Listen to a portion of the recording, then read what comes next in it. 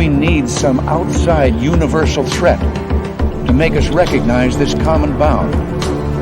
I occasionally think how quickly our differences worldwide would vanish if we were facing an alien threat from outside this world.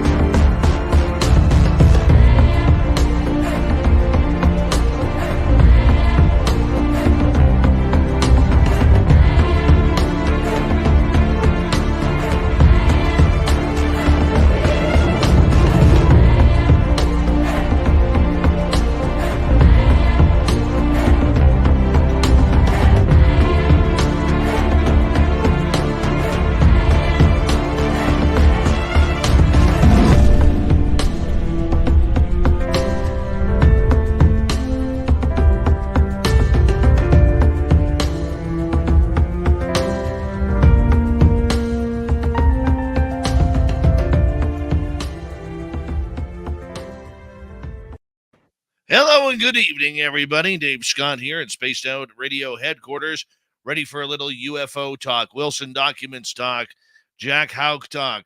Melinda Leslie will be here momentarily to break it all down with important messages about this still breaking story regarding the Wilson Davis documents. And I'm looking forward to it. Hope you are too. Dirty Filth is going to get a cartoon ready for us tonight.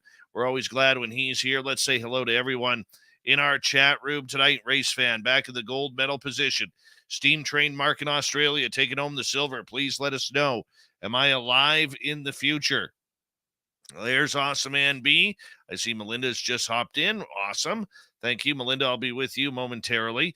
And Evan Walters, Mr. Pissed Off, is back. We love him around here. And he'll be signing autographs after the show. Remember, don't go in happy. Go in really angry. Line up to the left of the studio, if you don't mind. To the left of the studio. Nightmare, how you doing, man? Good to see you. Hi, Ozzy Ange. Ozzy Ange will be signing autographs after the show as well. Line up to the right of the studio for Ange. To the right of the studio. Jeff Perry, Wes H., Grandpa Holland. Good to have you all here. D. Cohen, Samantha, nice to have you back. Hi, John Hinoyosa, Desert Rat, Donna Spencer, and Pixie Lara.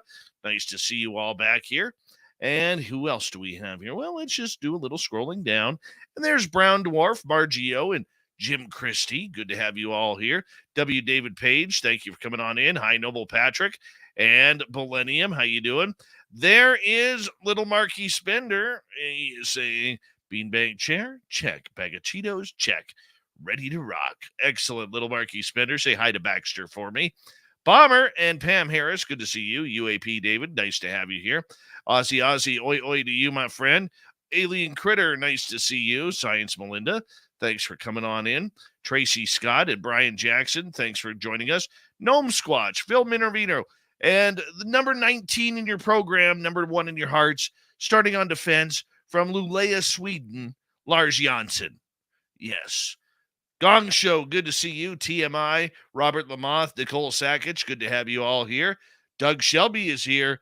The Doug Shelby has arrived. Uncle Dale and his power stash have finally returned.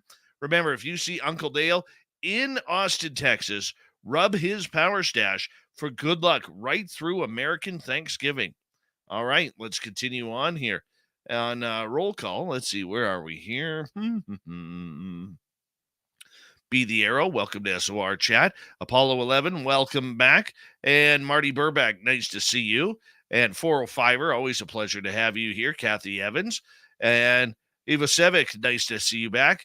And Jenny, how are you? Hope you had a good night. Let's start the radio side here. And there we go.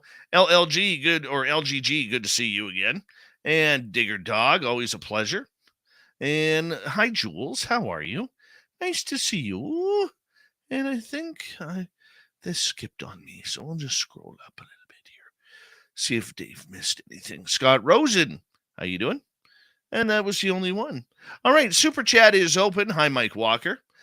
George Hernandez, how are you?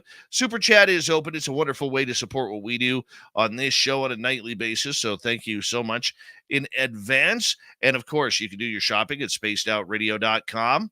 and get some really cool swag. along with Las Vegas, Nevada, May 19th to 21st, 2023. It is our Vegas party for the fans at the Golden Nugget. We'd love to see you all there. We will be getting you more details very, very soon. And hello there. Where are you? Big Dog, good to see you. Hey, remember, guys, do us a favor. Phil, thank you for kicking off the super chat, by the way. Very much appreciate your love and support of SOR. Give us a thumbs up, thumbs down, thumbs sideways. Hit subscribe if you're new, and give us a comment after the show to let us know what you think. And it's a good way to help our algorithms around here. Horns up, everybody. Let's rock.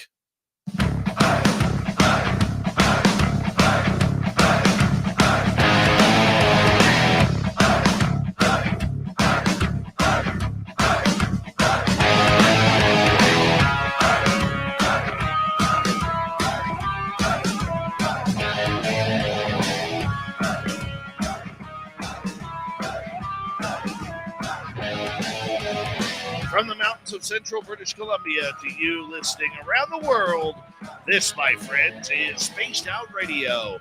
I am your host, Dave Scott, sitting in the captain's chair of SOR headquarters.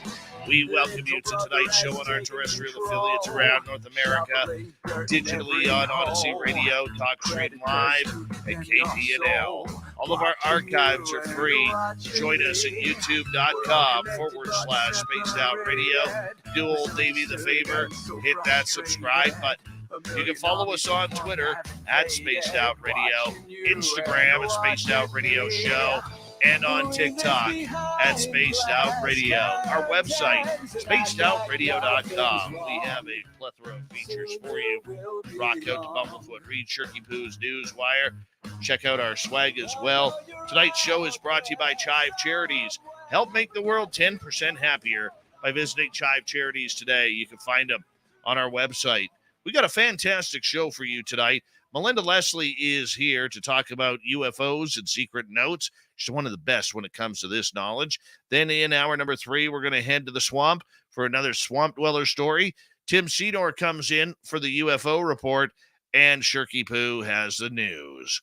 Melinda Leslie is a UFO abductee and has been public with both her own extraterrestrial and covert-ops human abduction experiences for 31 years.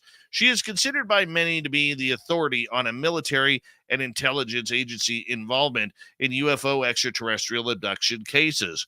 Her extensive abduction research and personal experiences have been featured in over 30 books by prominent authors in ufology. Melinda is an investigator in the UFO field for over 33 years and has researched individuals involved in its cover-up. For 12 years, she has been the owner of UFO sightings tours in Sedona, Arizona, where she's conducted almost 1,600 tours with the use of military night vision goggles. We are always loving it when Melinda is here because she is just so amazing. Melinda Leslie, it's always a pleasure to have you here on Spaced Out Radio. How are you? Doing good, Dave. Thanks for having me. Can you hear me okay? You sound absolutely lovely. Absolutely. Well, sometimes when I do these interviews, I come on too loud. So feel free to adjust the volume because I'm a loud person. I admit that. No, never. Not yet. Yeah, it's first true. thing first, one of the most important things we have to discuss tonight, Yes. outside of the Wilson documents, will you be making a return with Lori and Fenton to the fan party in Las Vegas like you did last year?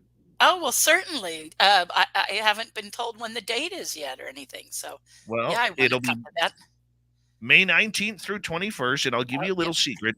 Don't tell anybody. All Okay, right? Don't got tell it. anybody. We'll keep We'll it be keep it just between us. Perfect. We'll be Okay. celebrating Dave's 50th birthday that weekend, too.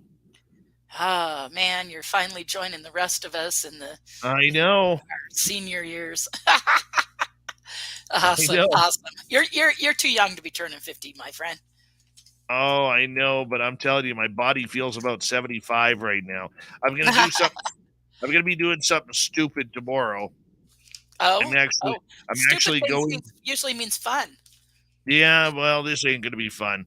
I'm actually going back to the gym tomorrow. I'm signing up for a gym membership, and I got to lose some weight. I got to get healthy. I got to be looking as good as Dirty Filth is. all the time, and it's time to loosen up the belt, so to speak, if we could put it that way. Sure. Well, you and me both, man, because, yeah. I blame COVID, but COVID stopped and the weight kept coming. So, I know. fortunately, I can't. I apologize to know. everyone in advance for coughing tonight. I just took some lozenges. I got a big thing of some water right here because I'm getting over bronchitis. I've had it for about 3 weeks, and it kind of keeps relapsing because I don't know how to stop. Truth be told. So No. yeah. That's So all right. I forgot my glass of water outside the studio down the hall about 45 feet. So I can't even take a drink of anything until the bottom of the hour. But when that's we get okay. the Melinda, break. you have always been an idol to many people in the UFO field, both newcomers and veterans alike who have looked into these and studied these categories, and you come at it from a little bit of a different perspective, being a multiple experiencer as well.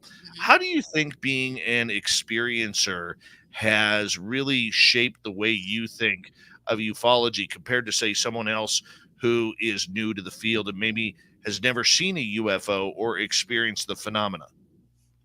Oh, it has every impact on it. First off, it's my, driving force. I end up being driven to like prove it to people. I mean, that's why I do my, tours here, is I want to provide the sightings to people, because then I'm not alone. I'm with people who've had, the experience as well. And I feel, I admit I'm kind of driven to share the information, share the knowledge, educate people, because I want people to know it's real, just like I know.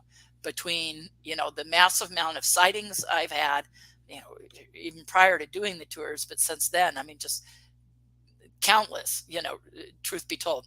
And I mean, I've seen structured craft on my tours, like this floating in the sky, full structure, 63 times on my tours. And I've seen it, easily another 20 or more times in my life, easily. I mean, that's being super conservative. So over 80 structured craft sightings. I mean, who can say that? So, but and then my lifetime of abduction. So it just literally drives me. I mean, I never thought in my life ever, that I'd be in this subject, let alone speaking and lecturing and doing interviews and stuff. And now it's like, 80% of my life, it feels like, it's just so much. And anyway, so there we go.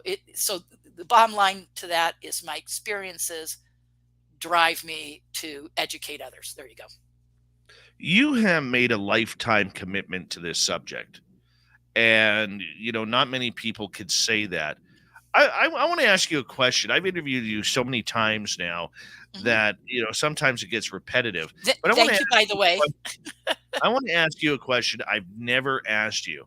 What did little Melinda Leslie want to be growing up? Because I can guarantee you back then it was not a ufologist. Yeah. For a long time, and it was to be a dancer. And I did that, you guys. Not many people know this. A few people do. I used to dance in shows and parades at Disneyland. So I got to actually be a professional dancer for a period of time. And so I did that, started dancing when I was a kid, and then danced, through high school and everything. And so that was one thing I wanted to do. And then while I was in high school, I thought I wanted to get into archaeology, because I loved digging up the truth, digging up old things. That's the truth, And so I thought I wanted to do that, but I don't think I was as motivated to excel in the math and sciences stuff that I would have needed to really pursue that. So after high school is when I was dancing at Disneyland, and there we go. So that's what I thought I wanted to do, dancer, then the archaeology, and oh, Lorianne's in here too. Oh, hi, Lorianne. Hi. She's got our eye on us. Okay, good. I'll consider myself warned. Anyway, so yeah, so that was my, that's what I thought I wanted to do when I grew up. And then And then I had a bunch of office jobs. And another thing that happened when I was in high school was learning that I was intuitive and psychic. Well, I actually had been my whole life, but I owned it, came to terms with it, realized that's what I am, when I was in high school, and then pursued developing that. And now I do two loves full time. One is UFOs and the other is the psychic and paranormal stuff, And Wonderful. I know you can relate to that, because that's, those two things are equally the loves and what I spend time doing. Yeah. Well, let's get right to it here, because we have a lot to go through over the Oh next hour, God. 45 minutes. And I know that you are going to be pounding the information into us, and that's exactly what we're going to need here tonight.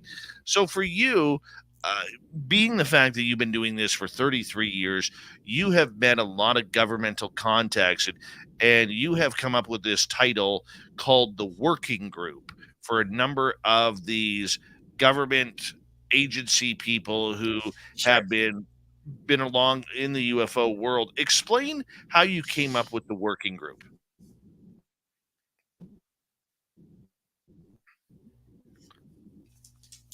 Are you there, Melinda? Whoops, a little bit of technical stuff there.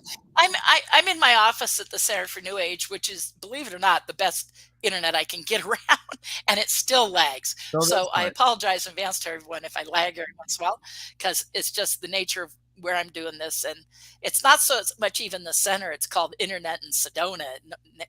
Is famous for having a problem.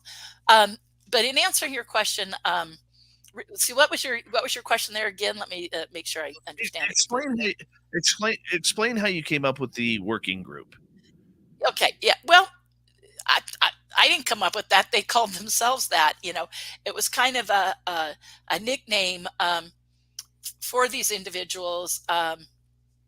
They, like you said, as I've been doing the UFO research, and as I started to learn about my own covert human involvement experiences, otherwise known as MILABs or military abductions, as I realized I was having those experiences, I ended up coming across individuals constantly that were coming up, working with my cases, abductees I was working with, had interfacing with these people. I had my own. And one thing led to another. But even prior to that, there's a background, and I know we're going to get more into this later, but my background with knowing Jack Hauck and how that started was years earlier.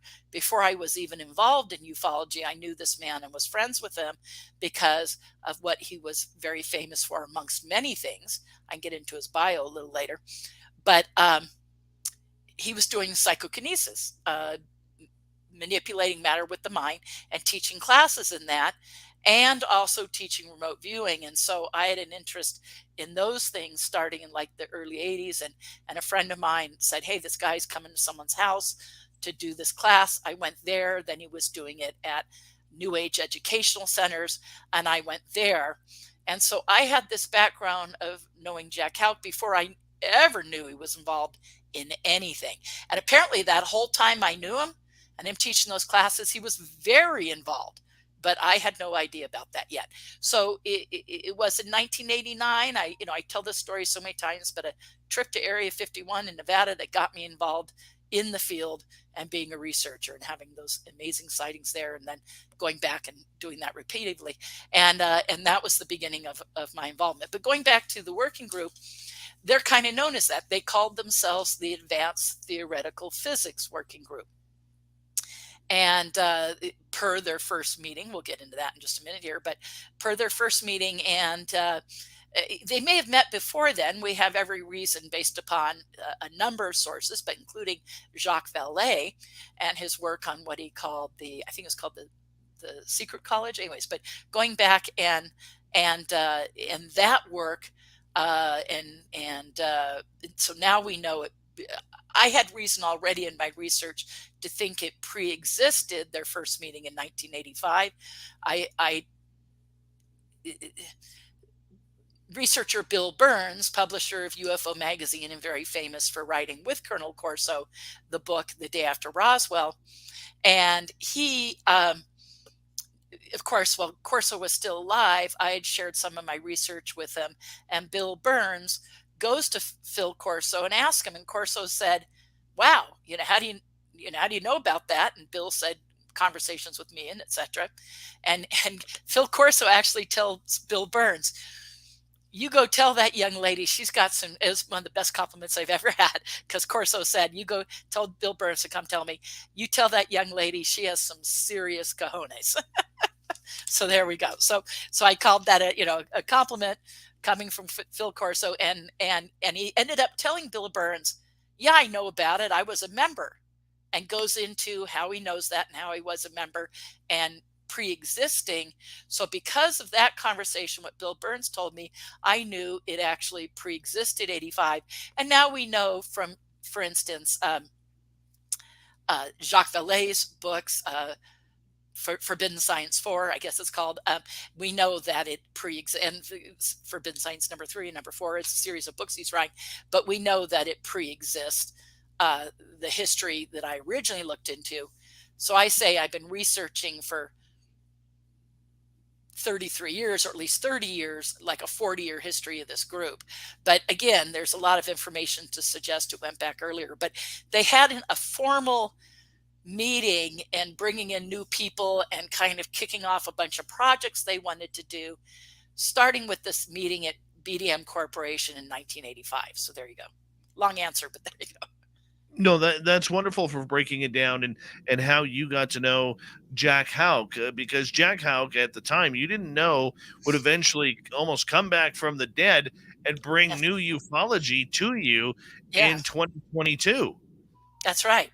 That's right. Well, continually, my whole period of time of knowing Jack, there were constantly things that resurfaced. So it's like the gift that keeps on giving. It's definitely come back, come back, come back, and so it was just time to come back to it again because of the reference to Oak Shannon, who was a member of this group. Someone keeps texting me away, and I don't know what they're trying to get to me. So hang on. That's all right. I'm going Let's to just ignore do them. this People here. just don't keep sending me stuff because I'm told by Nicole, Invisible College. Nicole's out here giving me crib notes to help me. I know she's giving them to me too. Yeah, I'm sure. But Invisible College. So thank you, Nicole.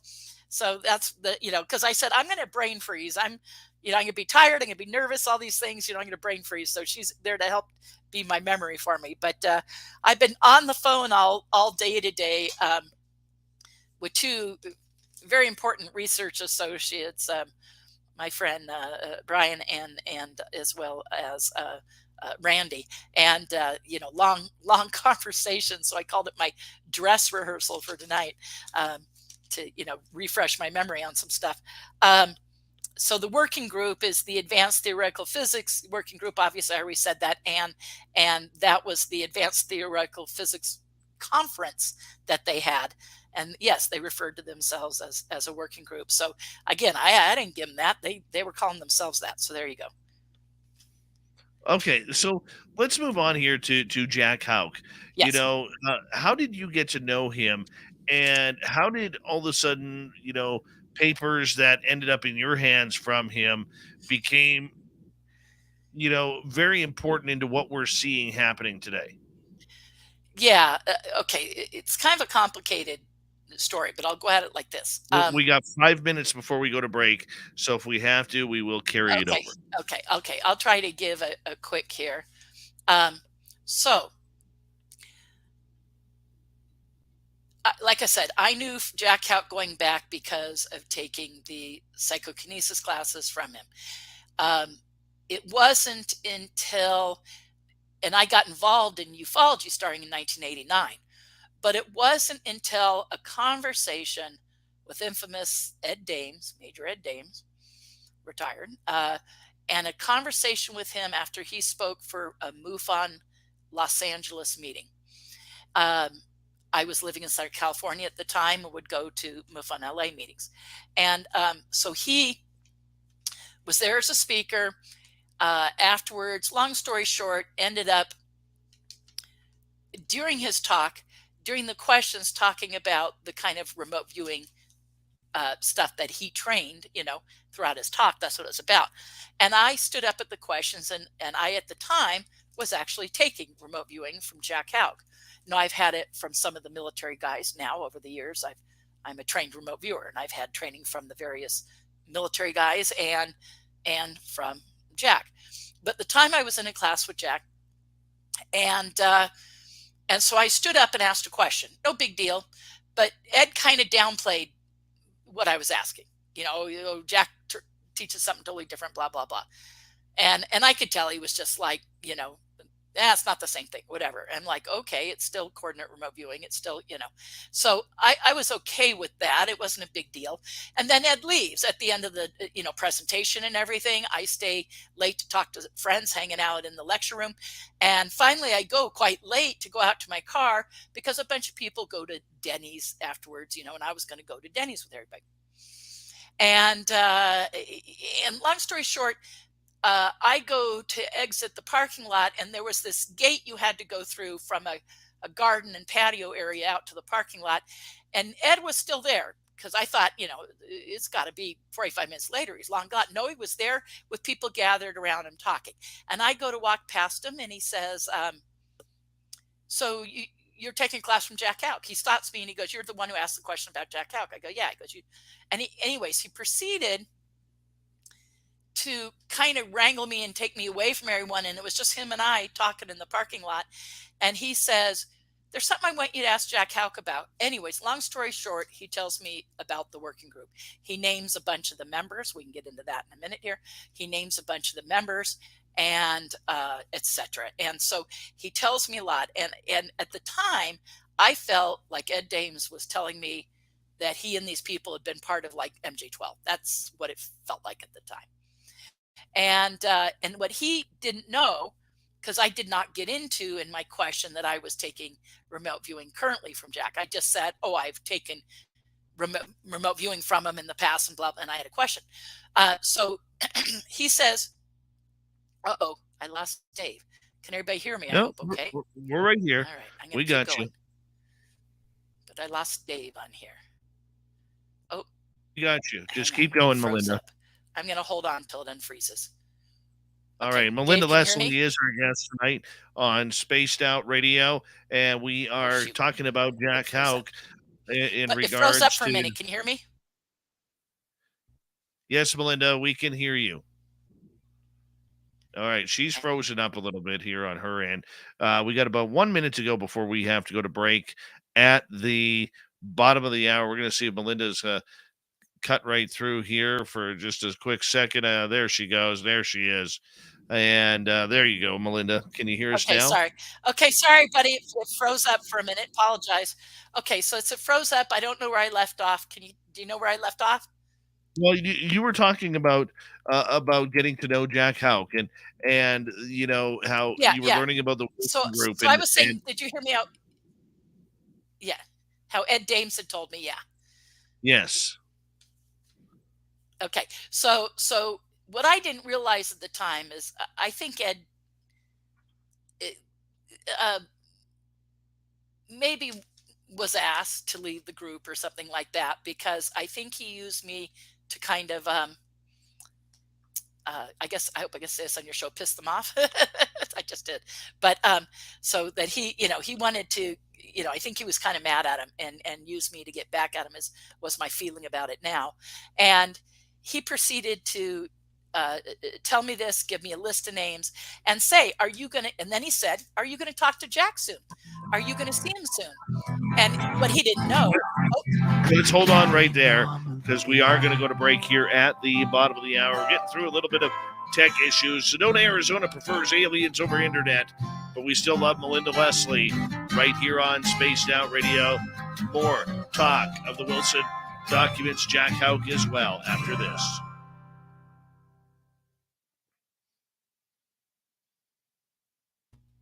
All right, we're clear. Okay, cliffhanger. Sorry about that. I hope it better not keep doing that here. That's really going to piss me off, because I do a lot of interviews where there's no problem at all, and then sometimes there's a bunch. And I'm the only one here right now, so there should be no glitches. Nobody else on the internet. It shouldn't be happening. So I apologize for that, because it shouldn't be happening. That is okay. That is okay. And because there's a delay, I'm going to try not to talk over you because people get mad at me about that. And I think Nicole once explained to me and a couple other people, it's probably the headset, in combination with the slow internet. And so I don't think I'm talking over someone because there's a delay. That's okay. That's okay. Melinda, I'm just going to quickly go grab my water here. So I'll be right back in like 2 seconds. Sure. Okay? Sure. We can complete that story when we come back.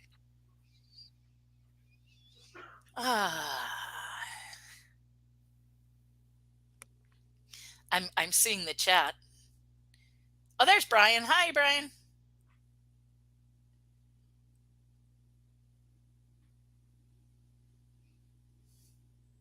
Well, Brian, it has nothing to do with me with the internet.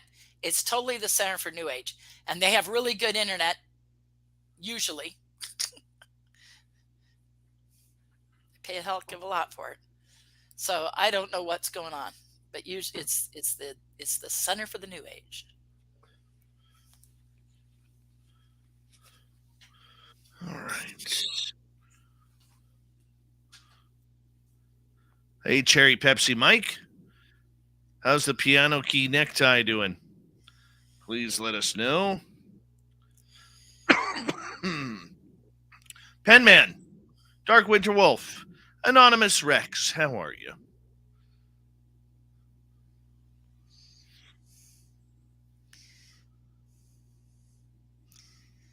Nicole's sending me things, but I don't have time to go over them. I don't have time to go over them. That's okay. Oh, now I also have other people text me. It's like, you guys, I can't be replying to everybody. So, okay. She says, don't worry about if I freeze up. Lorianne says, keep going. The audio is fine. Keep going. Okay. The audio is fine. Just keep going. Okay. Thank you. Yes. Oh, Brian said, thanks for the mention. So Brian and Randy really helped me today with my dress rehearsal. Refresh my memory, and it's great. Yeah. All right, we have about 2 minutes here. 2 minutes. Wonderful. All right. What's Nicole saying? Cherry Pepsi Mike says, if I had Melinda's phone number, I would just send her funny cat pictures. I like funny cat pictures. That would be good. Although I may not have time to get a bunch of funny cat pictures. Nicole's telling me Ed Dames is in the Oak notes and Oak is in Wilson Davis notes. Yes, we know that. Yeah. We'll get there. I'm just starting with the basics. It's so much to cover. It's one thing when we come back. Well, I'll finish with that story, but then I might say something that, why this is so important, why it matters, Anyhow, so sorry, you guys, for not being that exciting during the break. Anybody have a question or anything I can answer during the break? Everyone has time for funny cat pictures. Yes, I see that. Yeah. Just chill. We're just going to chill and relax. Okay, that's good. I need to do that. Especially Dave knows and Nicole knows. I was at a restaurant. Now, Sedona right now is really, really busy.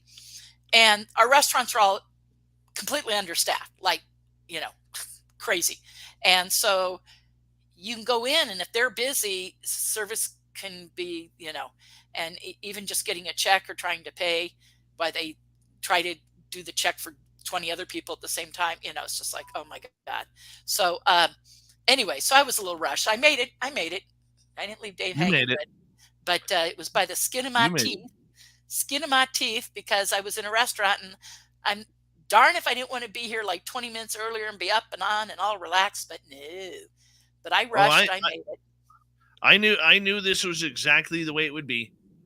Well, because everyone we do is, and I love it. Well, I gave myself all this time to go to this restaurant, and this is a restaurant that's normally not that busy, and I just happened to hit them right when they they had all these We giant groups in there, and it just I messed gotta it up. So, gotta cut it off right there. We got okay. 10 seconds. Thank you, YJ and Phil, for kicking off the super chats tonight. Very much appreciate your love.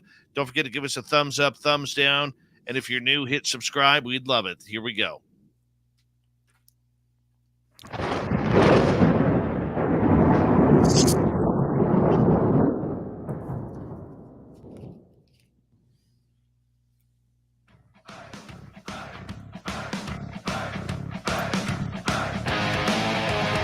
Second half hour of Spaced Out Radio is now underway. Good to have you with us. My name is Dave Scott. Very much appreciate earning your listening ears. I want to remind you that if you've missed portions of this show or others, check out our free archives at youtube.com/Spaced Out Radio. Do old Davey the favor, hit that subscribe button. Our website is spacedoutradio.com. We have a plethora of features for you, including rocking out to Bumblefoot, reading Shirky Poo's Newswire. Check out our swag as well. Tonight's show is brought to you by Chive Charities. Help make the world 10% happier by visiting Chive Charities today. You can find them on our website. Let us go to Melinda Leslie, who is here tonight. That's very funny. That's very funny from our artist. And my bee's at the door. Be right back. Yes, Dirty Filth has quite the sense of humor there. That's very funny. Melinda Leslie is our guest tonight on the show, and she is breaking down the next part of the set of documents that you have had in your possession, Melinda, for a while. However, they really started to make sense when the Wilson Davis documents came out. Let's give a brief synopsis of all of this. Okay. So for clarity for everyone, there's 3 different documents, but really quick, because we left them kind of hanging with the Ed Dames run-in, and him telling me, he said, "Do you know Jack?" And I said, "Yeah." And he said, "Are you going to talk to him anytime soon?" And I said, "Maybe." Well, because I wasn't going to let on to Ed right then that I was going to see Jack the very next night for the class. And he said, "Well, if you see him sometime soon, ask him about this." And he told me, like I said, about the working group, and he named names and everything. And so the next night, because, Ed said, if you see him anytime soon, ask him. He'll have, I'm sure, Ed was like, I'm sure he'll have a very interesting reaction. Well, he wasn't kidding, because the next night when I said something to Jack, Jack went ballistic. And I actually thought Ed Dames was in danger because of the way Jack reacted. And Ed obviously told me something he wasn't supposed to. And Jack was very, very upset. And he said, "What all did he tell you?" And we talked about it. I had hung out after the class, after everyone left, and ended up having probably a 2-hour conversation with Jack Houck all about it. And basically he confirmed the things Ed had told me. And then he even told me more, but it was because I already knew so much that he felt, maybe diffusing it and being honest about it was, the better path. And so he told me about it. And that led to my meeting some of the other guys involved and asking them, and multiple conversations, and it just grew over time. But that was the beginning of it. So that's how it started. Upon Jack's death, so let's clarify for him, because you brought up, there's actually 3 different notes in play here, if you will. One is hopefully well known to your audience, and that's the Wilson Davis notes. We can give a little bit of background for those that may be less familiar. But you have the Wilson Davis notes, and then you have the Shannon notes from the original meeting in 85, and my Jack Houck notes from the original meeting in 85. So now, Grant Cameron and I came forward with our sets of notes. He had the Shannon notes, and I had the Jack notes, because there was, I won't go into any detail, hopefully everyone's familiar, there was an interview that was done on another podcast of Shannon. And when the person doing the interview had first mentioned that he had interviewed Oak, I had already had on my to-do list for like a month to call Grant Cameron and say, everybody's talking about Oak Shannon. We need to go forward with our notes. Now, I had, through Keith Basterfield, at least a year earlier, maybe it was even 2 years, I don't remember exactly when, at Keith's request, I had provided Jack's notes to him. And so they had already been made public on Keith Basterfield's, blog, site. But I'd kind of actually forgotten that. So tell you the truth. And so I ended up, when this got announced that it was an interview of Oak Shannon and within 48 hours it's going to be up for everyone to see or whatever. And I had already had on my to-do list, call Grant, because you and Grant should come, I was going to call Grant and say, we need to come forward with both our sets of notes to back up that Oak's going public, because we have information to support who Oak Shannon is. And, but I didn't call him. So all of a sudden Grant puts out on Twitter, I'm going to publish my notes. Well, I picked up my phone and called him. And I said, Grant, I have Jack's notes, which he knew. And I said, wouldn't it be stronger if we publish them together? And he agreed. So that led to our doing that. But we were doing that, just so everyone's clear, we were doing that to support that Oak Shannon had come out and his significance in this story and his contribution, why it matters in regards to Wilson Davis. So we felt, let's back this up, let's give our supporting evidence. So it's kind of like I actually came out with the documents again, re-released them again. And of course, Grant Cameron had never released his Oak notes because he had been given those. I think he probably told you all about this, right? That he had been given those by Eric Davis, right? He's mentioned that on your show, I think. Okay, so he'd originally got those, but when that happened, years before, he had told Eric Davis he agreed that he wouldn't go public with them until after Oak died. Well, once Oak had made a public statement, then Grant was like, well, shoot, Oak Shannon's public. I don't need to wait till he's dead. He's public and he's admitted it. So now I can come forward with him. And again, so that's when I said, I'll back you up. So I kind of published my notes again, as the case may be, to back up the Oak notes that Grant had. And both of us were backing up that Oak Shannon had come out and his contribution to the story. So that's kind of why this all happened in the chain of reactions. Now, the notes that Grant and I have are both Oak Shannon's notes from the BDM Corporation meeting in 85 and the Jack Hauck notes from the meeting in 85. And those matter because they do speak to the working group and the fact that the meeting was at BDM. Because in the tell me, Dave, if I'm bouncing all over no, for you. You're providing a great timeline here. Okay.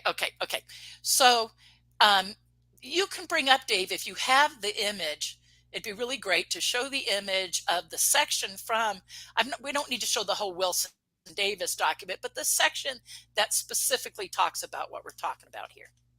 I'm just finding it here. It's black and white text and those 4 images I gave you. Yes, I have that. All right, let me just pull it up here. If there we go. This one here? So, yeah, that's it. So perfect. Probably most of the people have seen this if they're familiar with Wilson Davis. This section here specifically is let me get a print here of it myself. I may not have it handy. That's all right. I can read it here. But it specifically is now this is okay. Now this is based upon, so you guys were going to kind of suppose some stuff here. Okay. So I'm not here to say whether the meeting happened or not or whatever. Okay. Let's kind of just suppose there was a meeting. Okay. And let's kind of suppose that Eric Davis, wrote these notes. Okay. Dr. Eric Davis. So, and we can get into the background of how Eric was there and why. But in this particular moment right here, you have TW, meaning Admiral Wilson, I guess it's Thomas Wilson, right? Talking about, I guess, Miller. And then he goes on to say, uh, that Oak, meaning Oak Shannon, had told him. So he had had previous conversations to this with Oak Shannon, and that Oak Shannon told him all about J.A. Well, we always surmise that that was John Alexander. I think that's clear now that it was. And he mentions the AP10 group meetings at BDM, and then goes on to talk more about it. And it says Oak belong. Oak briefed me on this whole BDM thing, and talked about the RV program, the remote viewing for 10 minutes. And Wilson says, I knew something about this RV. And Oak said that I, meaning Wilson, meaning Eric Davis, EWD there. So Oak said that himself, Eric, writing these notes, said, would keep my mouth shut, no media connection, obey all restrictions, not in government, not in government, no clearances, but pedigree excellent. In other words, he could trust him, to do this meeting. So it's clear here, and it was clear throughout the document that Oak Shannon and his friendship previous with Wilson had made the connection for, in fact, made the connection and was kind of giving the introduction and saying, hey, you can talk to Eric. He's representing these other guys, and you can talk to him and you can trust him, and he's a good guy. I know who he is. And so Admiral Wilson was taking that on Shannon's introduction of Eric and saying, hey, you can trust this guy, he's a good guy. So this is where Oak Shannon is making the introduction to Admiral Wilson in previous conversations, that Wilson then right now in these notes in this meeting is bringing that up, saying, he said I could talk to you, I said I could trust you, and he told me about the AP10 group at BDM. So that's why that matters. And then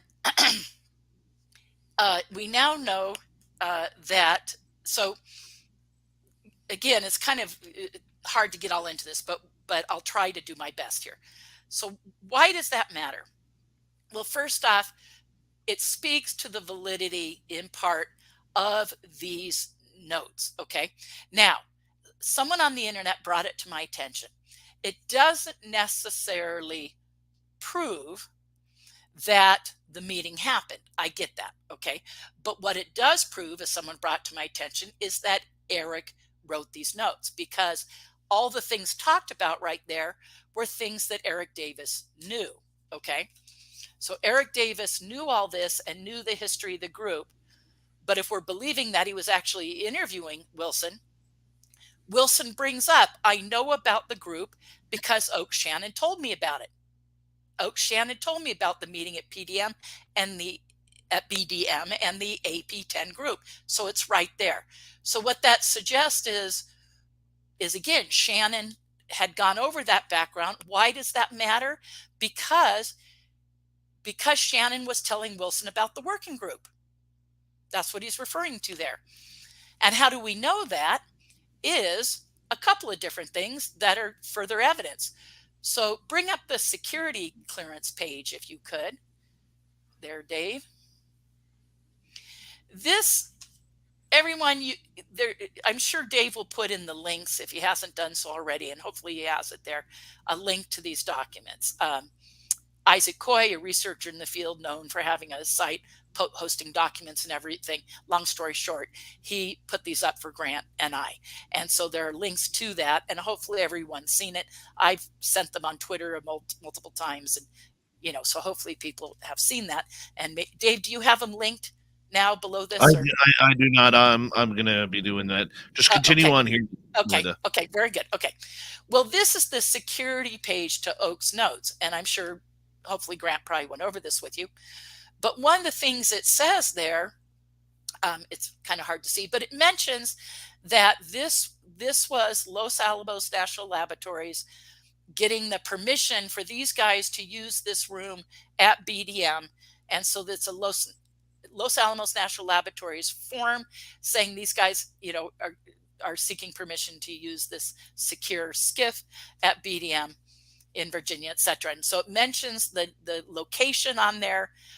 Long story short, mentions the location. It says BDM. So that's why this is important, because here's the security official sheet mentioning that this is going to be happening in this secure facility at BDM. And then go to Jack's page, which is blue, if you would. There we go. And this is from Jack Houck's notes. And at the top it says, he's titled the group, The Advanced Physics. So that's AP, right?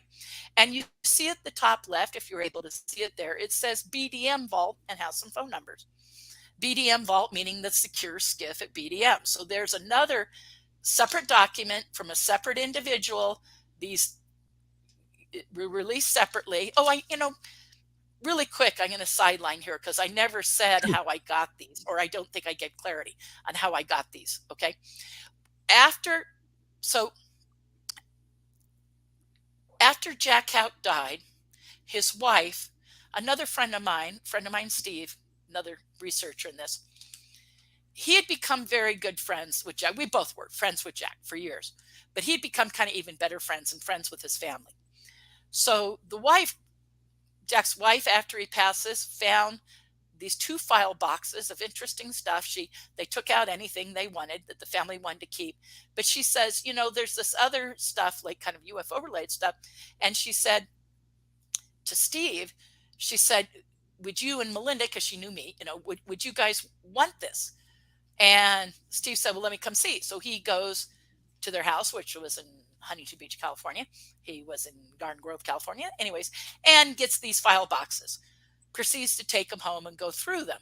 Steve was very good friends with myself and my research associate, Randy Kopang, who I was on the phone today with, and for a long time, many hours. But anyway, so here Steve calls Randy and I, starts with me and says, I found some things I think you'll be interested in, starts reading to me over the phone. Of course, my jaw hit the floor because, see, I'd only known, again, what Ed originally told me in that, after that lecture in the 90s, and then my various conversations with the various members over years. And so Jack passed in 2013. So it's here in 2013 that and then what Steve did is he copied the notes and sent me a first generation copy. So this is a first generation copy.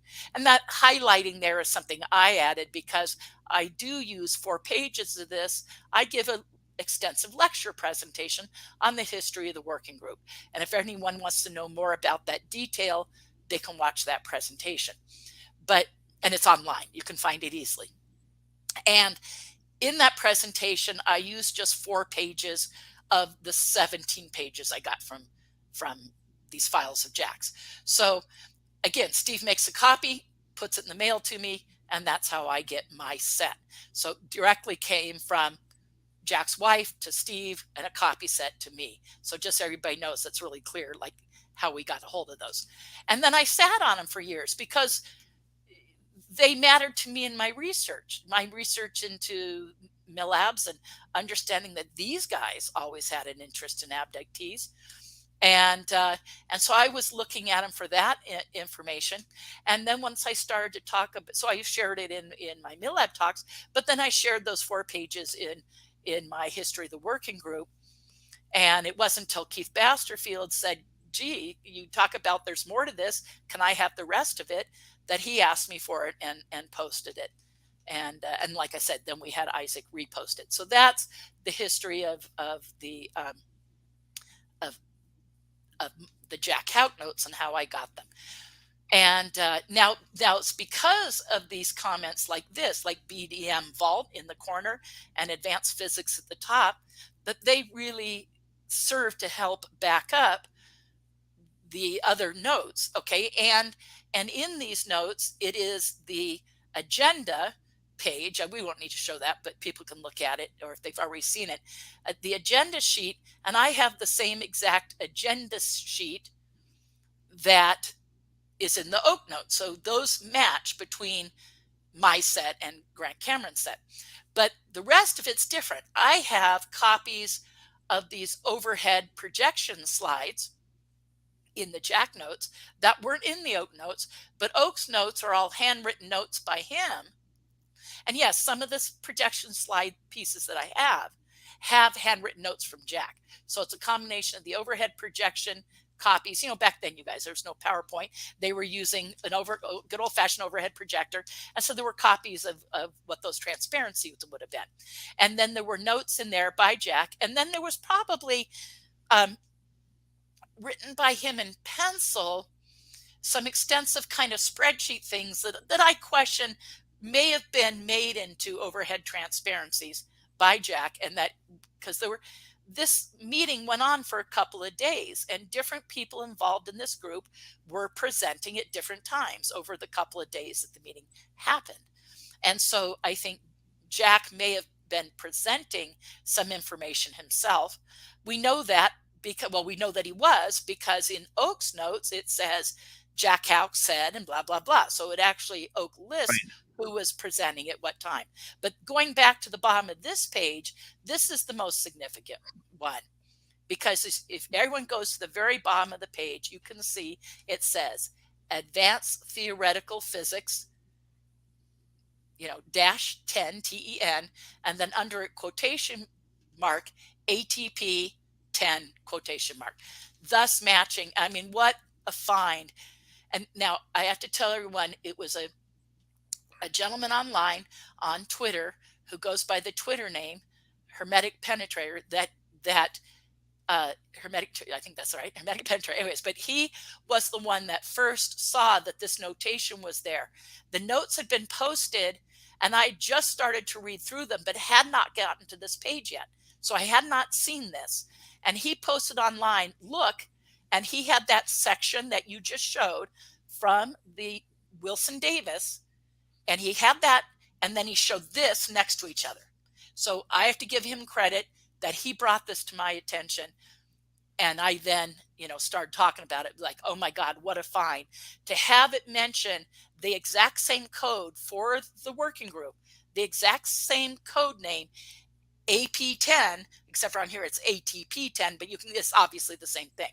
And so and also because these are Shannon's notes, so that's Shannon writing it, and it's Shannon then telling Wilson. So to me, that's incredible evidence that Shannon had that conversation with Wilson, that Wilson brought up that code name, and it just happens to also be in these notes that Grant had sat on all these years, but had not seen that part until he published them. And so no one had seen that section that's saying APT10 till these were published online. And then all of a sudden people are going, wait a second, that exact same reference is in Wilson Davis in the notes. So it ends up being, again, evidence that definitely Eric wrote these, and that he knew that, and likely evidence, thus, extrapolating that therefore Wilson brought that up because Shannon had told him. And it makes sense. It's in Shannon's notes. So if Shannon's telling Wilson about the group and why Eric is talking to him, who's sending Eric? Well, you guys, these documents, meaning going back to the Wilson ones, were found together in files that had belonged to Dr. Edgar Mitchell. And these series of files together were with things with letterheads and notations and emails and whatnot that all mention NIDS, National Institute of Discovery Science. Well, this is where it also gets tricky, because National Institute of Discovery Science was one of the incarnations of a group of people that had formed in 85 formally, probably existed going back into the 70s, okay, without a doubt, okay, but then formally had a meeting kicking off projects they were going to work on. It wasn't just a meeting, it was a seminar that went on for many days. And so they have the seminar for many days. They're kicking off what they're going to do in these projects and work assignments. Melinda, I'm going to get you to hold on right there. We are going to continue with you in hour number 2 of the Oak, Shannon, Wilson Davis, and Jack Houck notes. It's an incredible story how it's all coming together, piece by piece, like a puzzle. Melinda Leslie, our guest on Spaced Out Radio, continues right after this. All right, Melinda, we have about 6 minutes here. So we're going to put Dirty Filth up nice and big. You can. I'm going to mute you, mute me, and we can relax for a couple minutes. I'll be right back, okay? Dirty, it's on you, man. It's on me. Excellent. Well, normally I'd be writing notes, but I got to draw cartoons. And drawing cartoons is a lot more fun than writing notes. At least in my opinion. So all I can tell about this cartoon is we're going to have government officials, basically, is all it is.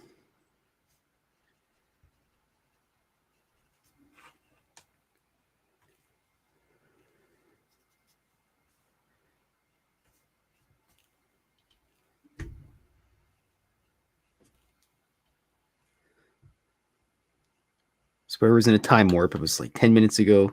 The show just started. Here I am now. Just done all the painting parts.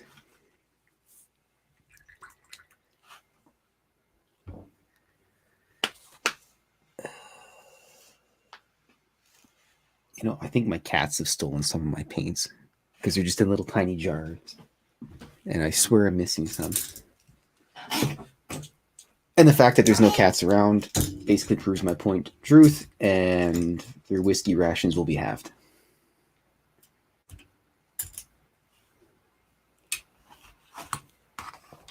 Let's color in the old man in black. He counts as a government official. So he's got that nice hat. Nice hat with the card sticking out of the top of it.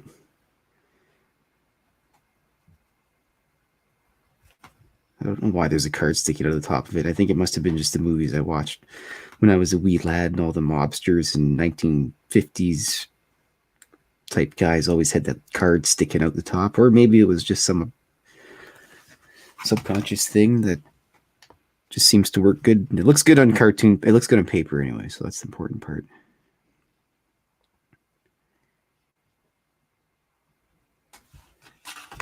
They gotta be purple and black because you get to accent the black with a little bit of purple. Purple's a great color. All right, there he is with his suit. Oops.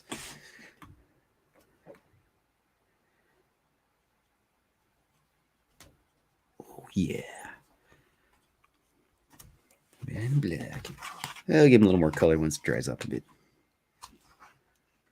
Nonetheless, though, his speech box is black and on the border and gray on the inside. Because I've got it marked down. See, look at that. All the different, get your ghost and your human and your man in black and Sasquatch and Thunderbirds and gnomes and dogmans. Got to keep it consistent. It's very important. Oops. Because after drawing these things about 10,000 times, if I don't make them all look relative, the voice box is the same, then you won't know who's talking if someone's hiding in a bush or inside of a UFO or something flying through the galaxy. So that's why I decided to create all these different colors for the speech balloons instead of just one speech balloon. Oh, there you go. Something probably never even thought about, but there you go. A little dive into Dirty Filth's brain. It's not getting dark enough for my liking, but that's all right. You can always go back to it. There we go. That's what I'm looking for. The darkness. Show me again the power of darkness.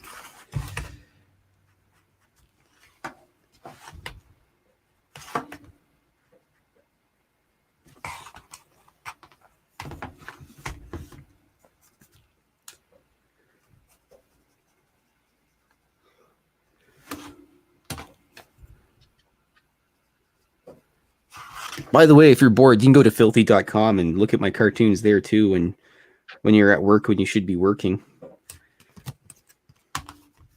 Then you That's can buy 'cause my you- book and use it to. You can use it to line your bird cage.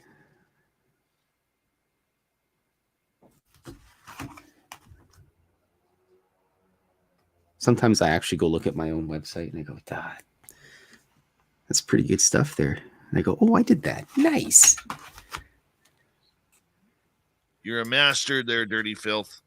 A master. Oh, I can lead the orchestra pretty good, but not quite mastery that. I haven't grown that long beard and live on top of a mountain or anything. We get you, buddy. We get you. Looking good. Look at Melinda Leslie there, looking gorgeous as ever. Hold on, let's take her off mute. I look pale in this lighting, but it's the lighting in my office. Yeah, we love our dirty filth around here. You know, everybody should be wearing spooky masks during October. Careful, because that idiot El Ovni Volador may show up. Steel chair to Dave's head. Hello, Michelle Johansson. Kelly Borat, welcome. And I want to say a big thank you to Pam, Samantha, YJ, and Phil for the super chats tonight. Very much appreciate the love. If you haven't already, do us a favor. Hit that thumbs up, thumbs down, thumbs sideways, whatever it may be, in order to support what we do. Here we go. You're listening to Spaced Out Radio with Dave Scott. Follow Dave on Twitter at Spaced Out Radio and on Facebook, Spaced Out Radio Show. Hour number 2 on Spaced Out Radio is now underway. My name is Dave Scott. Thank you so much for taking the time to join us. We very much appreciate earning your listening ears wherever you are on this beautiful planet we call Earth. Hi to everyone listening in on our terrestrial affiliates around North America, digitally on Odyssey Radio, TalkStream Live, and KPNL. All of our archives are free. Join us at youtube.com/Spaced Out Radio. Do old Davey the favor, hit that subscribe button. The Desert Clam has set the password for tonight in the SOR Space Travelers Club. Odorimetry. Odorimetry is your password. Use it wisely, Space Travelers, as the Clam sets the password each and every night right here on Spaced Out Radio. Our website is spacedoutradio.com. We have a plethora of features for you. Rock out to Bumblefoot, read Shirky Poo's Newswire. Check out our swag as well. Follow us on Twitter at Spaced Out Radio, Instagram at Spaced Out Radio Show, and on TikTok at Spaced Out Radio. We continue on tonight. Melinda Leslie is here talking about the Jack Hauck documents that tie into the Shannon documents that tie into the Wilson Davis documents. It's important puzzle pieces that are coming together, all to define what the United States government and its alphabet agencies and military know about UFOs. Is it real? Is it just pieces of the puzzle? Is it just people speaking? Melinda, thank you so much for joining us. Sure. Thank you, Dave, for having me. So the point I was just making is these cross-reference documents, 2 documents from 1985, unrelated to each other, but other than that they were notes from the same meeting, taken by 2 different gentlemen, make references to the AP-10 group, and then you have, and specifically Oakes, and then you have Wilson saying in this meeting, Oak told me about the group at BDM and the AP-10 group, and it's just remarkable that Oak's notes from 85 actually mention that in it. So now we know that the AP-10 group is the working group. I knew that when I first saw them, but now everybody else knows it too. And it's incredible evidence. And that, yes, Davis would have known that, but he's saying that Wilson, was saying it, not Davis, that Admiral Wilson said, Shannon told me all about it. I know about the group at BDM. So to me, this is evidence that not only did Eric write these notes, but that Wilson actually said this to him. That Admiral Wilson, Thomas Wilson, actually said those words to him. Oh, Melinda, you froze up there for a quick second. We'll bring her out until she unlocks. There she is. All right, Melinda, Okay, thank you Dave, for do you got joining me? us. I know it's freezing up again. We got you. Yeah, we got you. Okay. Keep going. So, okay. And you've Yeah, frozen up okay. again. I know. I waited to make sure it was unfreezing. Okay, Sorry continue about that, on, guys. Melinda. Gosh. Okay, so that's all. So again, the evidence in support. Yeah, the evidence in support of the documents is here. You have Admiral Wilson, telling Eric, Shannon told me about this, and then we have multiple sources backing this up. Where the meeting happened, its name, the name of the group, and BDM on an official security Los Alamos Laboratories piece of paperwork, official, asking for this use of the skiff. So right there, that is on there. Then we have Oak's notes mentioning the code and Jack's notes mentioning. So we have these multiple things, again, seemingly unrelated to each other, backing up what it says in the Wilson notes as far as that particular thing. And the whole point to why Oak Shannon's name shows up in Wilson Davis is because he was the connection to the working group people sending Eric to do this interview of him. And how do we know that? Well, because this was all on NID's paperwork that was with this in this file in Dr. Edgar Mitchell, because Edgar Mitchell was going to work on a book with a space historian, is my understanding. The space historian stuff got this stuff from him, and then Dr. Mitchell, passes. And so this guy goes to Australian researcher James Rigney, and who he knows, and long story on that, but he knows him, and he says, and this Australian researcher who's a space historian goes to James Rigney and says, do you want any of this stuff? James Rigney tells him anyways. James Rigney, my understanding is, goes to either this guy's home or office and gets to go through documents and pick what he wants. He finds the infamous emails. That was a separate document. And then a couple of things on NID's letterhead, original full-colored NID's letterhead, stationary, and then as well as these. And these things are together. He goes through, he takes out what he thinks is significant, and then he brings them to a UFO conference. He lived in Australia, come to the U.S. to a conference. Grant Cameron was in the U.S. for that same conference and shares them with Grant. Grant, knowing the history of the group, much like me, knew the name Oak Shannon when he read it and the significance of that. And so to Grant, that meant, oh my God, that's such an obscure name.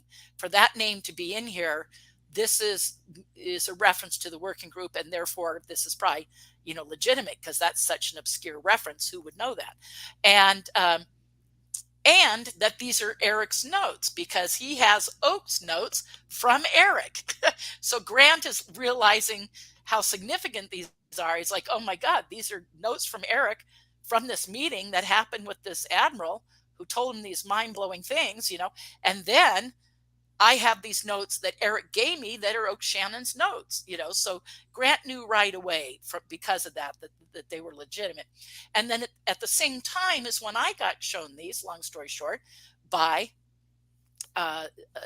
much like Grant was shown by the same gentleman, James Rigney, that's how I saw them. And so it was like, okay, I knew as soon as I saw the name Oak. Now, Houck's notes don't have Oak's name in them, but they reference so many things about the meeting and the outline, and you can clearly tell. And the overhead projectors, Oak's notes follow verbatim what the outline and the overhead projector slides are. So they clearly go together, and then they both have the same, exact same agenda, typed agenda sheet, in both notes. So clearly they go together, and it's clearly notes from the same thing. There were other sources to knowing about Oak's name back in my research, long story short. So it was that I did know Oak's name through some other sources, but and through some of the list of names that either people had published and or had told me about privately. Melinda, one of the most important things that I think the public has a hard time understanding about the importance of these notes is what is on them. What are they about? Why should we care about these notes and how they Absolutely, come absolutely. together? Well, perfect time there, Dave, because I was just about to get into that. So I'm sorry, let's go with Wilson Davis. The Wilson Davis notes talk about a reverse engineering program that had gone into the hands of private corporation, and Wilson apparently had gone to guys running, because he was in charge of Joint Chiefs of Staff at the time, and gone to the guys with the oversight SAP Special Access Program directors and gone to them and said, I'm being told, and I'll go back and give the background on how I was told. There was originally a meeting, this infamous meeting with Dr. Stephen Greer and the Colonel Admiral Wilson and Greer and some other people. Sherry Adamiak, I think, was with them. And at the time, we know that Dr. Edgar Mitchell was there because Dr. Edgar Mitchell had since spoken about it in a couple of interviews that are on the record, and there's videotapes of him mentioning this. So he was present, and Will Miller. Okay, so this meeting happened, and it was Greer through Will Miller, and maybe also the connections, because it seems to be that Wilson also knew Dr. Edgar Mitchell. So, because of both of them there, or one or the other, they said there's this guy, and they made the meeting happen. And Greer briefs Wilson on a whole bunch of things, reverse engineering, crash retrievals, you name it. Okay. And brings up this stuff. My understanding is Wilson says to them, I don't know a lot about this, but I'll look into it. Okay. And apparently, so after that meeting, he looked into this. He goes to these guys working under him, heading up these the approval for the SAPs and the funding of the money, and he says, "Is this true? Is this going on anywhere?" And starts looking into it. They refer him to an aerospace company. The name is never said in the documents, but everybody looking at him tends to think it is very likely. For a number of reasons, it's a long laundry list, but a number of reasons why we think it's probably Lockheed. Okay, Okay. But it doesn't actually name it in the documents. But he goes to this aerospace company, and because these SAP directors say, here's some people you can go ask, so they arrange for that. He goes and asks, but they basically said, this is corporate, corporately owned material, and we don't have to tell you, and he's like, well, wait a second, your guys is getting funding for military projects is because of these guys working under me, and I'm, this is my jurisdiction, this is my oversight. You don't exist and you don't get these projects unless through me, and they said, nope, corporate, corporate, secret here, you don't need to know, and they send them away.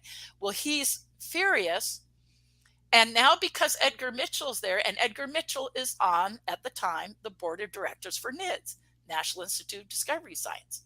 Dr. Edgar Mitchell's on their advisory board. And the guys involved knew Will Miller. And so through either Will Miller or, some connection, now someone in that group obviously knew that Shannon already knew the admiral, that they were already in conversation about other stuff. So at that point, they say, they decide to send Eric. Now, I'm not sure why they decided on Eric. I was talking to some people on the phone today about this, and we're going, okay, is it that Eric knew all the technical stuff? So this guy had this meeting at this aerospace company, and who would understand if there's any technical information? So we'll send Eric. Okay, that's choice A. And choice B is Eric had been with NIDS, but wasn't currently, although might have been in an advisory position. But regardless, there may have been a little bit of plausible deniability. And I question, like, they're sending Eric. Yes, he's got the technical information, but maybe he's, just enough removed, like 6 degrees of separation from the rest of it, that maybe there's a little bit of plausible deniability in sending Eric to talk to him. That's just my thought. That's just my thought, and people can disagree with me, but I question if maybe some of that was built into that. But regardless, they send Eric. Eric meets with the admiral, does the interview, and either takes copious notes or records it. There's a couple of things in the notes that lead me to believe it was probably recorded. And one of those is a comment where it's kind of infamous. A lot of people have already talked about this. There's a comment in the notes when Thomas Wilson, Admiral Wilson, says to Eric, "What are you going to do with that?"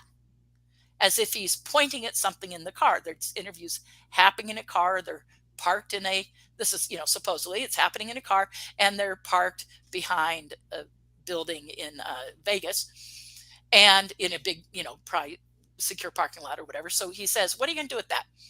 Well, if it was notes, if Eric was writing notes, I contest that wouldn't Admiral Wilson have said, "What are you going to do with those?" Like a notepad. What are you going to do with those notes, right? Isn't that what you would say? Like looking at notes, what are you going to do with those? The fact that he says, "What are you going to do with that?" suggests to me it's a recording, not notes. Like he's pointing at a tape recorder or something, right? So again, I mean, that's me, the fact that it says in the notes, "What are you going to do with that?" suggests to me, again, if it was notes, he would have said, or notepad, "What are you going to do with those?" As opposed to saying, "What are you going to do with that?" which suggests to me a recording. So maybe I'm reaching, but I think when you read through it, it just suggests like he's talking about what are you going to do with the recording. Okay.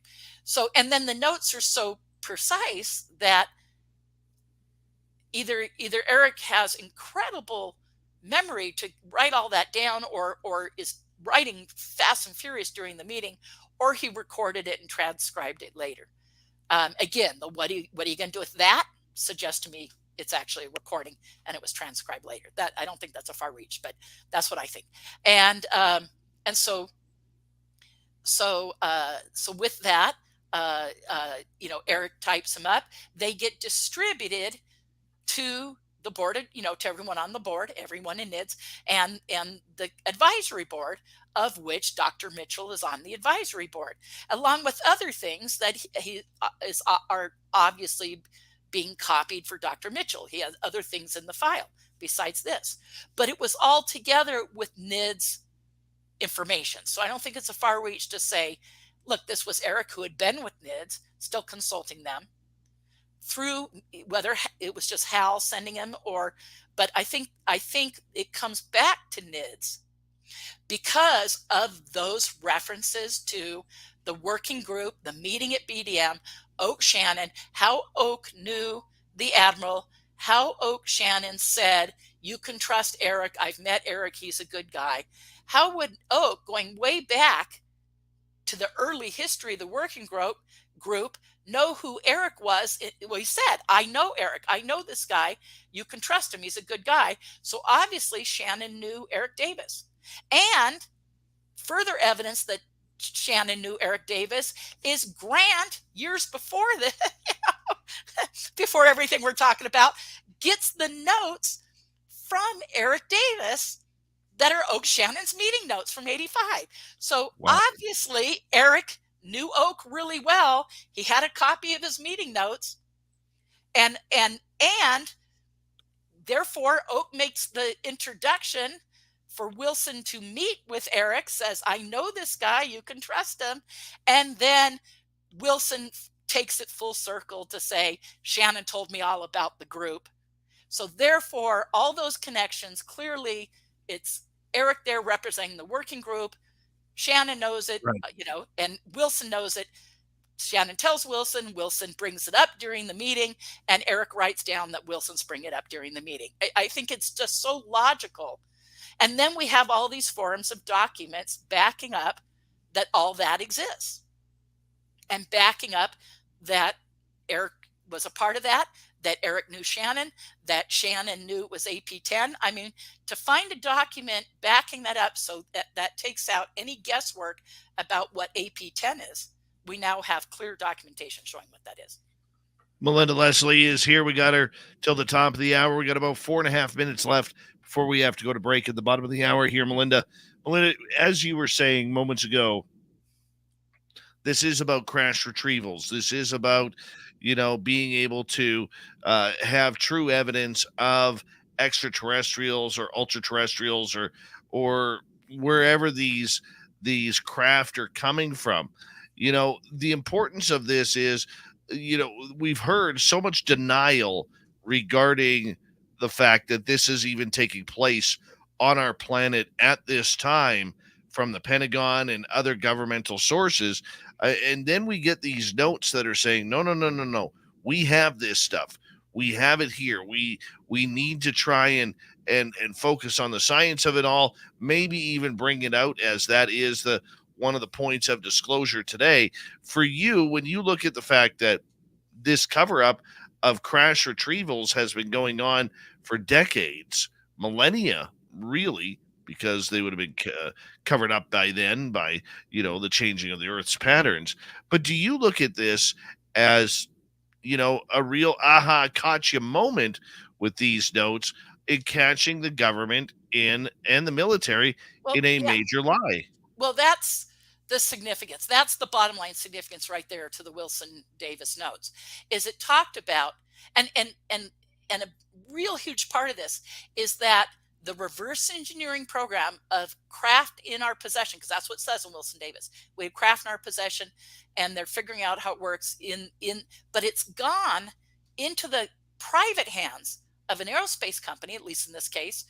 And it suggests that maybe it's become, again, because why Wilson's not allowed to, where they don't read him in on it, and they say, you don't have clearance to know, it's because it's become a corporate secret. And it shows that the reverse engineering program has gone to these corporate entities. And so much of what we call the cover-up in ufology is because it has become a corporate secret. And I think we already knew that. Many of us who are, researchers, longtime researchers in the field knew that. Now we have a document in the form of these notes that backs up what we were suspect all along, that it has gone into corporate hands and become a corporate secret. And so when the government says there's parts of this they don't know about, they may be telling the truth, because it's gone into corporate hands to become, as the notes suggest, a corporate secret. And that's where the reverse engineering is. And that the SAP process, the Special Access Program approval process of funneling money, governmental money, and military money for these projects is the disconnect. Okay. And so I think these notes are super important also for this reason, because we have now that's a whole nother thing. Gary Nolan has now come forward in interviews, most notably in his interview with Ross Coulthart on their special, the documentary special that was done with a kind of a road trip, if you will, between Ross Coulthart and Bryce Zabel. But Ross Coulthart goes to, reporter, by the way, reporter from Australia, right, for those that are unfamiliar. And he was on like 60 Minutes Australia, and now he works for Channel 7 News and the major, broadcast network in Australia. So he goes to Stanford and interviews, I'm getting tongue-tied, interviews Dr. Gary Nolan. And in this interview, Gary Nolan says,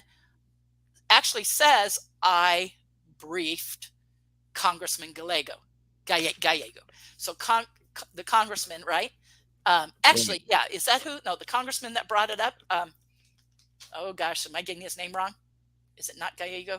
Somebody tell me. Gallagher. Thank you. That's what I meant to say. Appreciate that. I knew I was saying it wrong. I'm like, wrong one. We got 30 seconds. Okay, so Congressman Gallagher, I apologize to everyone. That's called being tired. So Congressman Gallagher. So when Congressman Gallagher brings it up during the open congressional hearing on May 17th and has it read into the congressional records, that was because Gary Nolan, in closed-door briefings, according to Gary, he briefed Congressman Gallagher. So he actually briefed him, Congressman Gallagher, on the notes. And so, but then Gary goes on in multiple interviews to say, Eric told me he wrote these. Eric told me the meeting happened. Okay. And Eric can't tell a lie. Like, Eric doesn't lie. All right. Melinda Leslie, we got her till the top of the hour talking about all the notes that are coming out pointing to crash retrievals and UAP contact on Spaced Out Radio. I am your host, Dave Scott. We'll be back right after this. I'll finish that thought when we come back. So, Dave, help me come right back to that thought, because there's one more thing I want to add to that. Sure. With what Gary's been saying, and get even a little bit more into why this matters right now. Mm-hmm. I almost went there, but then the music started. I'm like, this close, but that's right. That's close. That's okay. Cliffhanger. Come back. Melinda the cliffhanger. Cliffhanger.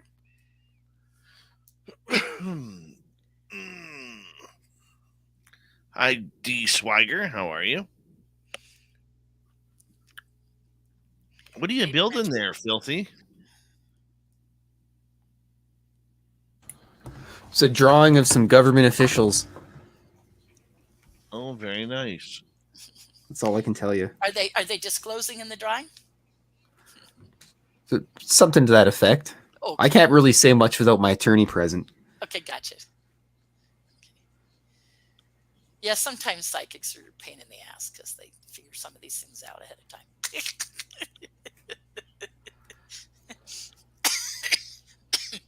It's a pain in the ass sometimes knowing things before they happen. Oh, yeah. No, seriously, it can really be. And then later going, told you so.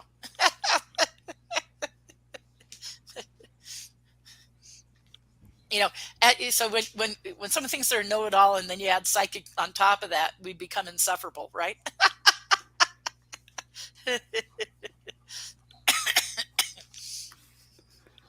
It's like, yeah, I hate to be a know-it-all, but I was right all along. Oh, my. Oh, my.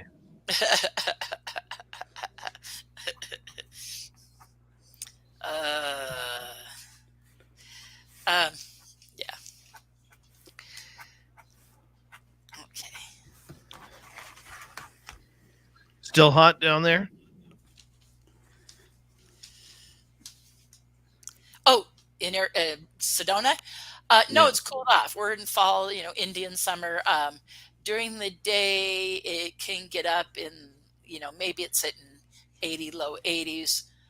Well, a couple days it's gotten warmer than that. So some days we're creeping up into the high 80s, but in the 80s. But at night it's cooling down, and we're starting to drop some nights. In the middle of the night, we're dropping below 50 sometimes. So we're starting to cool down. But we still have nice warm days, and it's nice when it cools off at night. It's refreshing. It's just kind of sweater weather. And on my tours, people are starting to get cold, so I'm having to tell them to bundle up because it's starting. Anyone out there, if you're coming up on one of my tours coming up, dress in layers for the evening, hat, gloves. It can be cold. I'm kind of used to it, but my clients keep complaining about being cold. So there you go. Saying that it's cold there, that's funny. I know. Yeah. Where you are, I know. What are your temperatures there now, Dave? Right now, we're still in the 70s. Yeah, well, it sounds like here. We might be a little bit warmer because we're hitting the 80s sometimes still during the day. Yeah. Well, how cold are you getting at night? It's like you're probably low 30s. Oh, wow. Yeah, so you are colder. Because the lowest we're getting is like 50 right now. But, we're at our coldest. We're not ever as cold as you get by any means. We get some snow. Some years aren't any, and sometimes we have as many as about 5 snowstorms. But last year, I think there were just 2 or 3 times we got a light dusting, nothing too heavy. Some years we've gotten it pretty heavy. Some years we don't get any. So we'll see come this winter. Everything's on track, I think, for us to have a kind of a cold weather and maybe a few dustings of snow. All right, let's say hello quickly here to, where are we here? Dark Winter Wolf, Deb from Sacramento, Renee, BK, how are you, man? And who else has showed up here a little bit late? Mike Arrington, good to see you. Lori and Fenton, we haven't burped or farted yet. I'm sure you're happy with that. I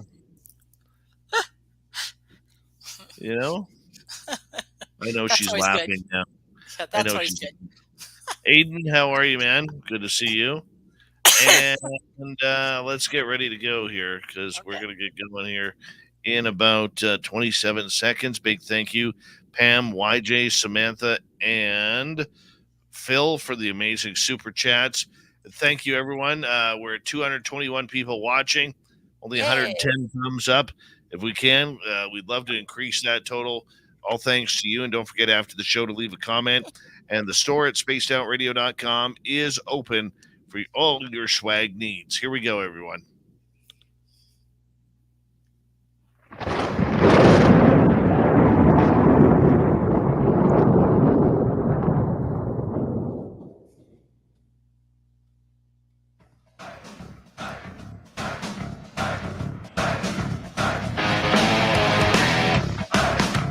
We passed the halfway point of Spaced Out Radio tonight. Good to see you with us. My name is Dave Scott. Thank you so much for joining us.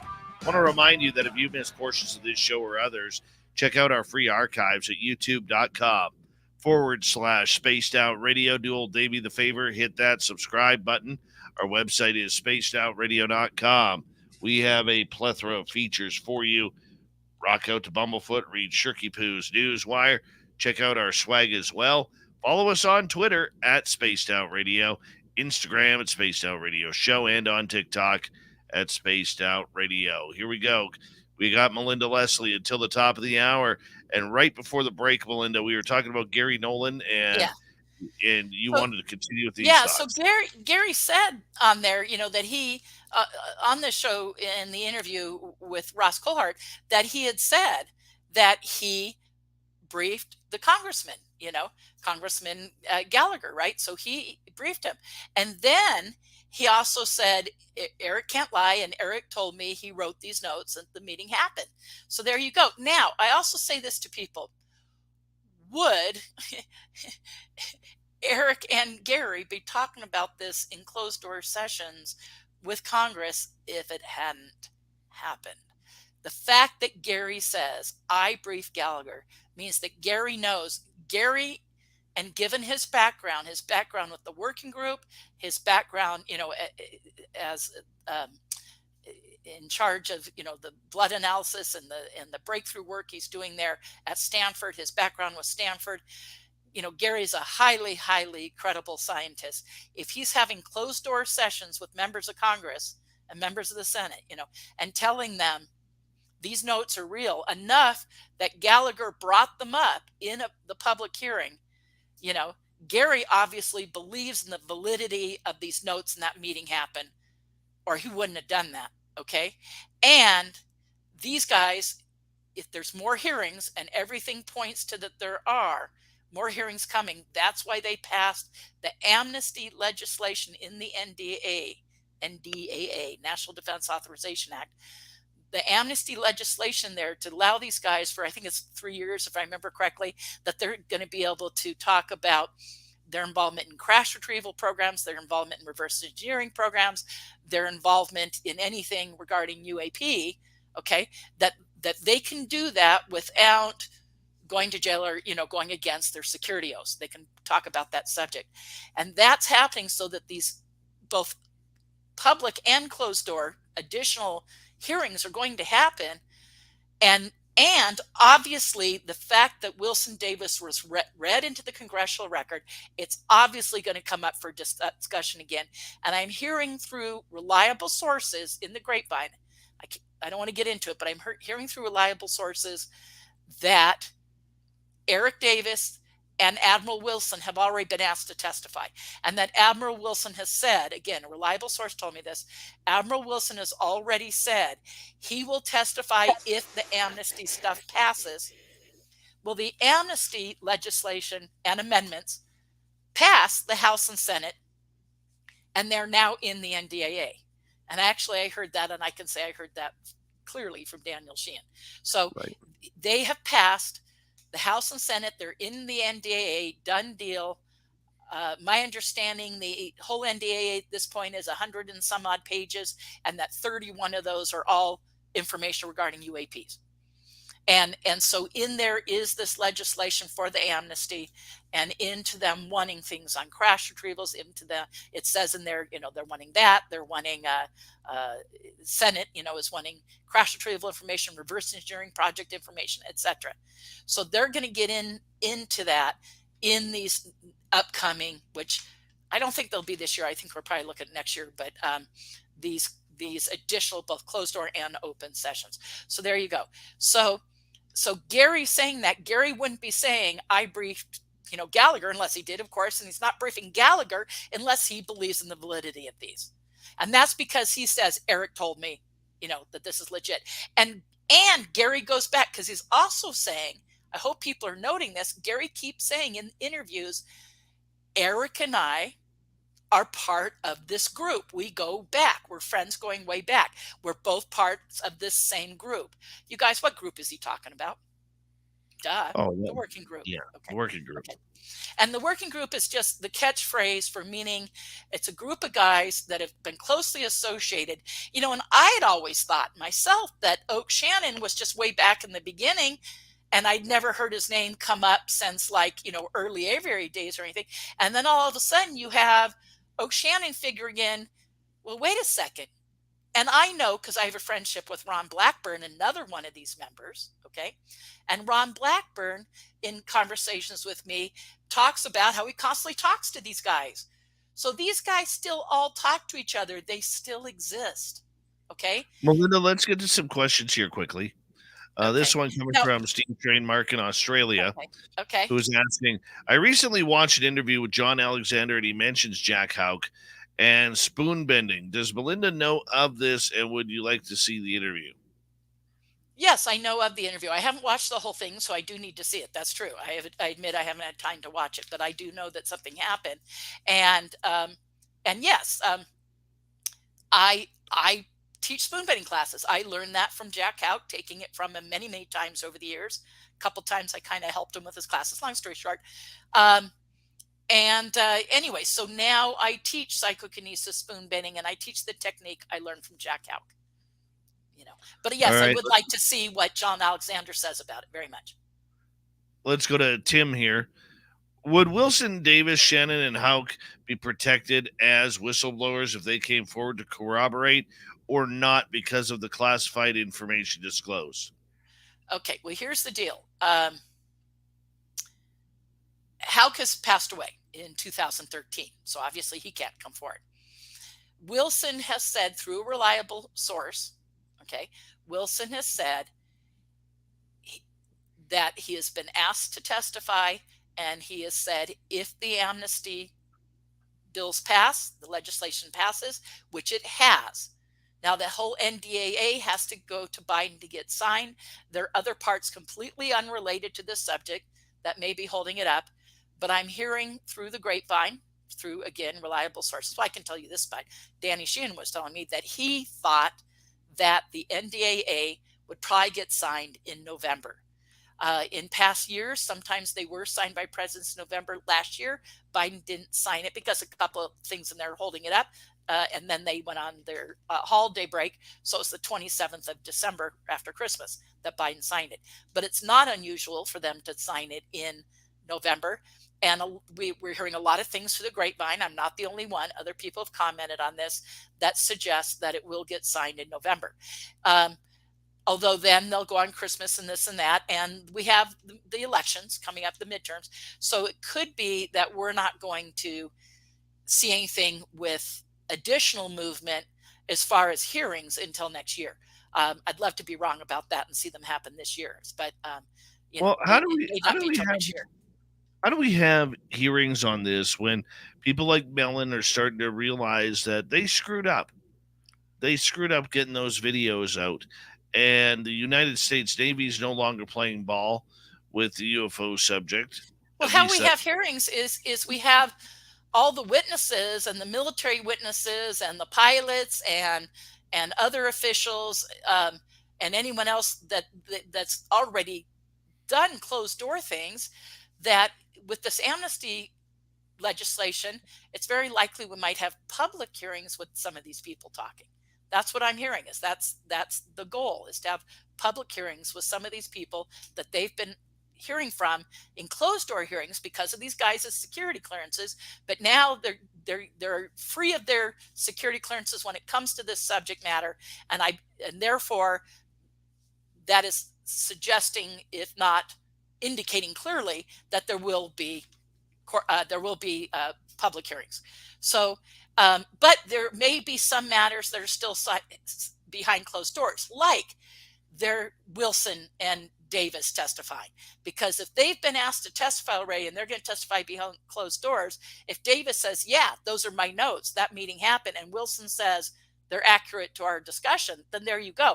Then it's thrown back on Congress. That's why these matter, you guys.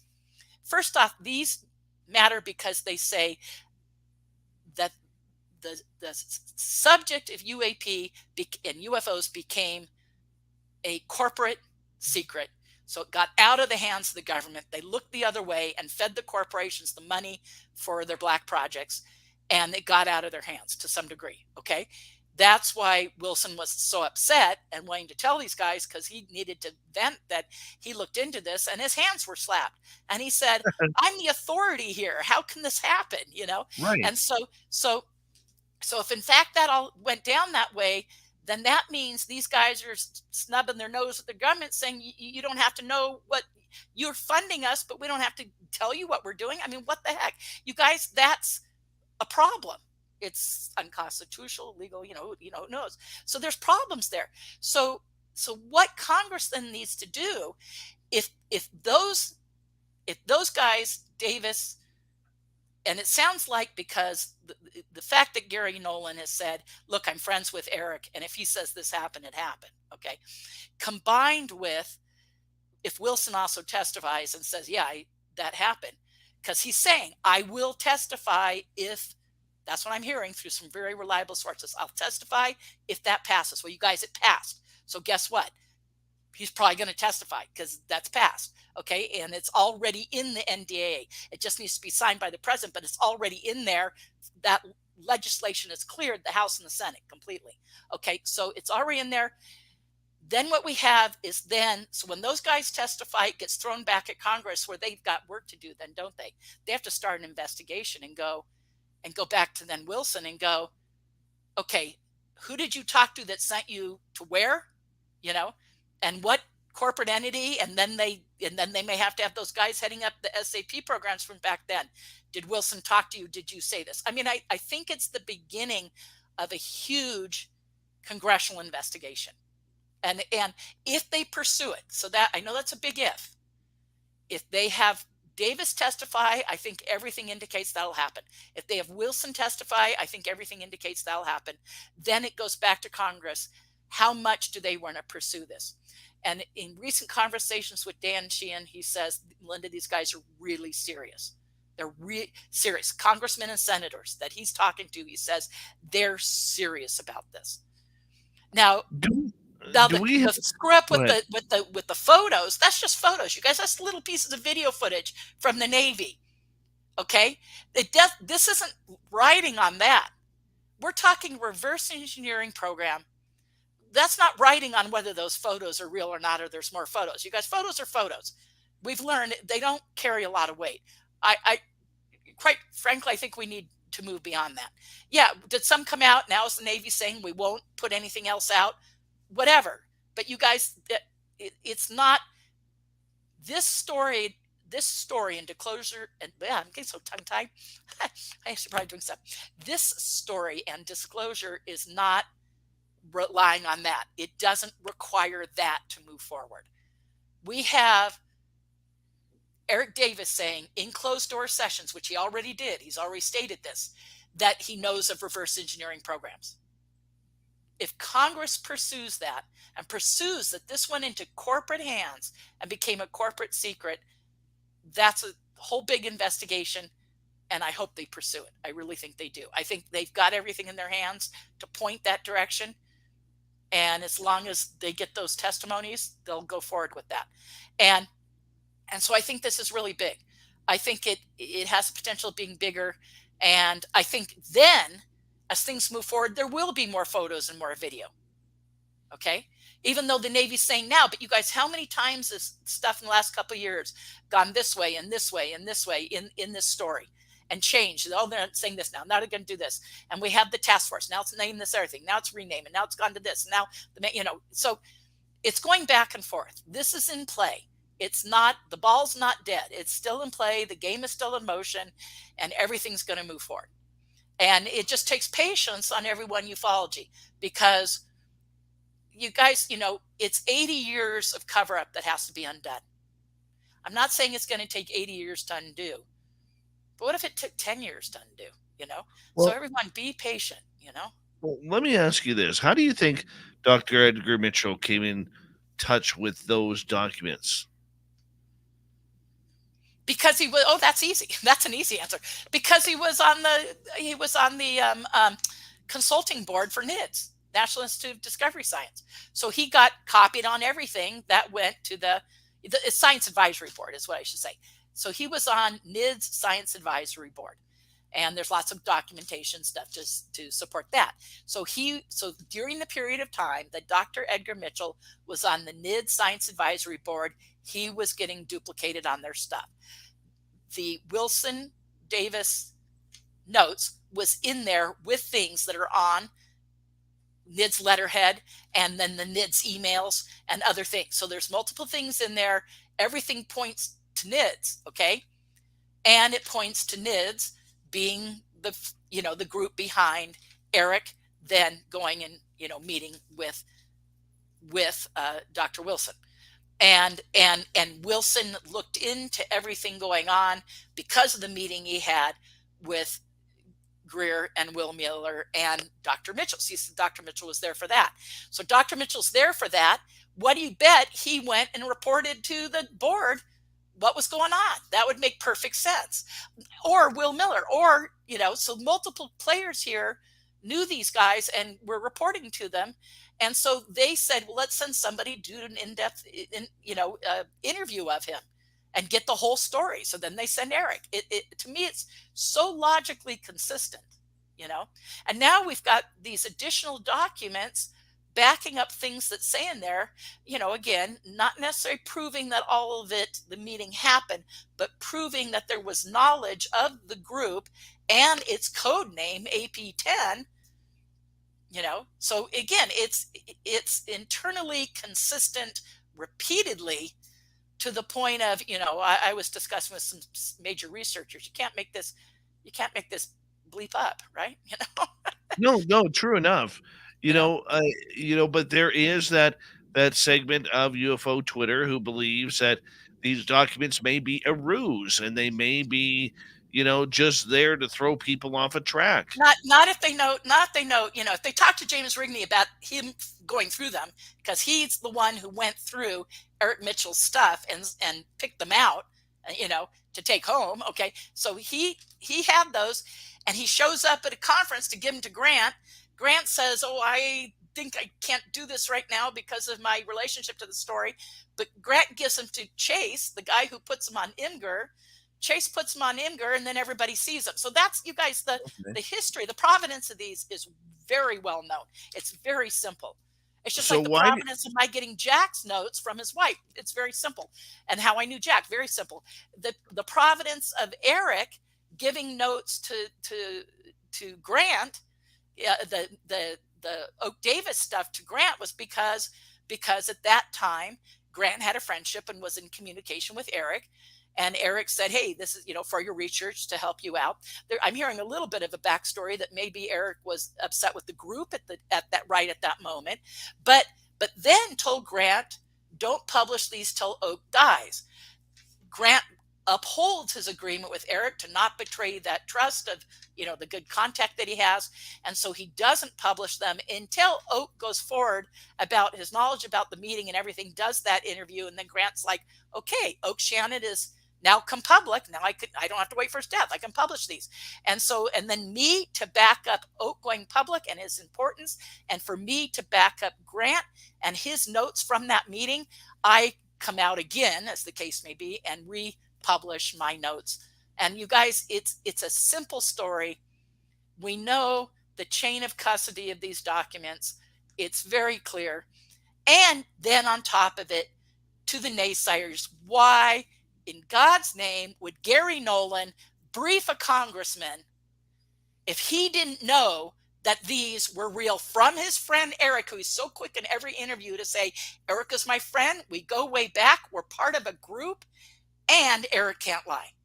So Gary saying that and also briefing a congressman, he knows they're legit. Okay.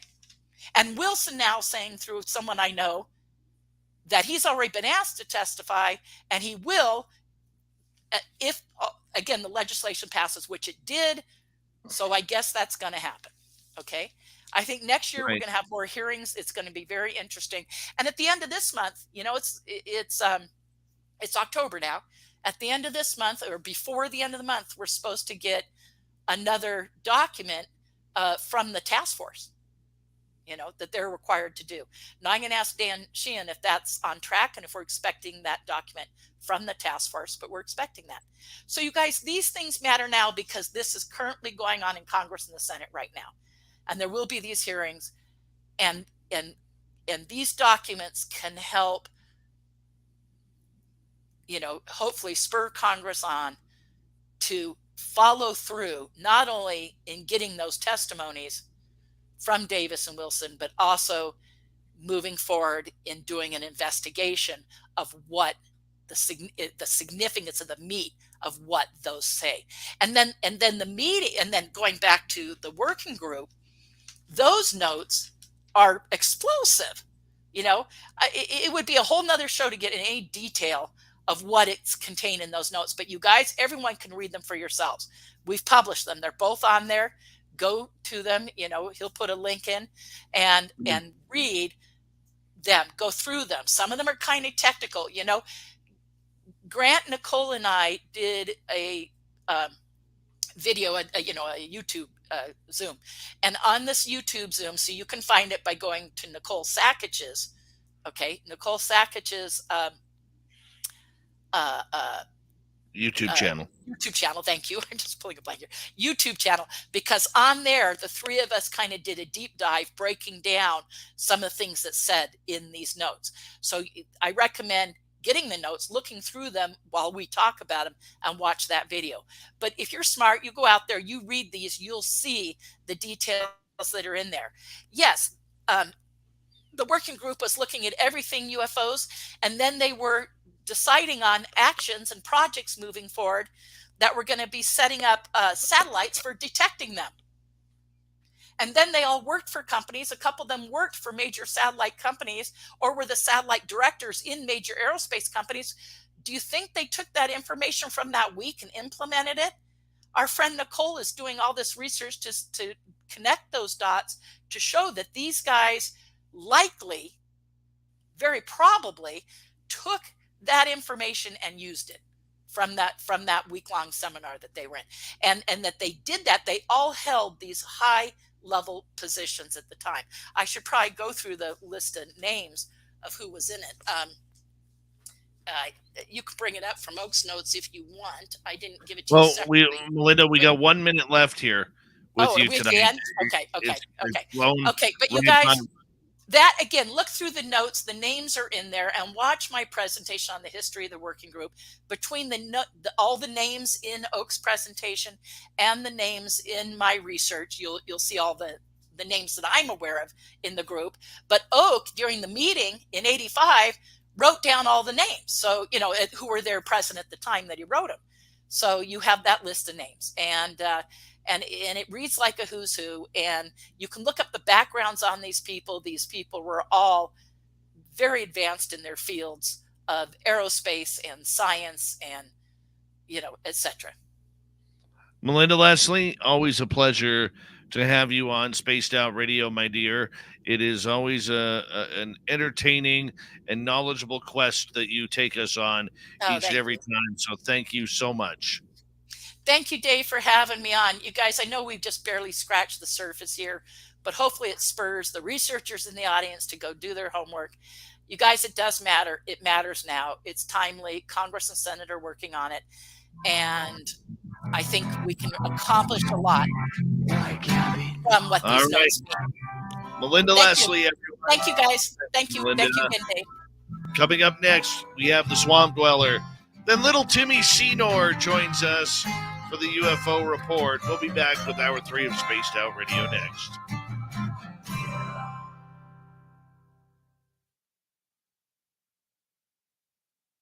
All right, we are clear.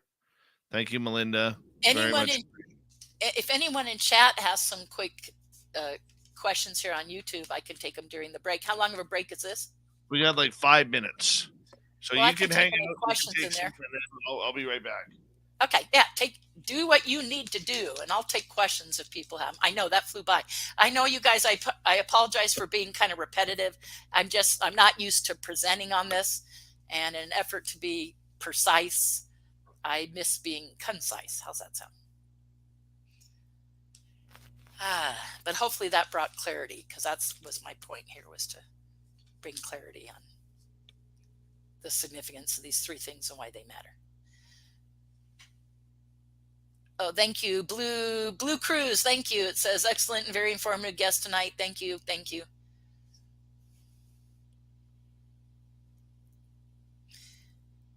How do you bend a spoon? Well, come to Sedona and take my class. I'll teach you.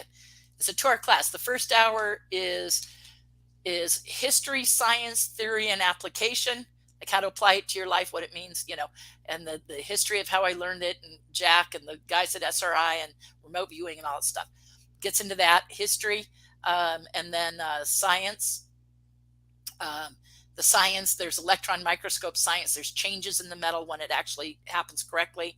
And Jack has a whole website where he's published information all about the molecular changes and all that. It's extensive. That's he was a material science engineer, and that was his whole thing.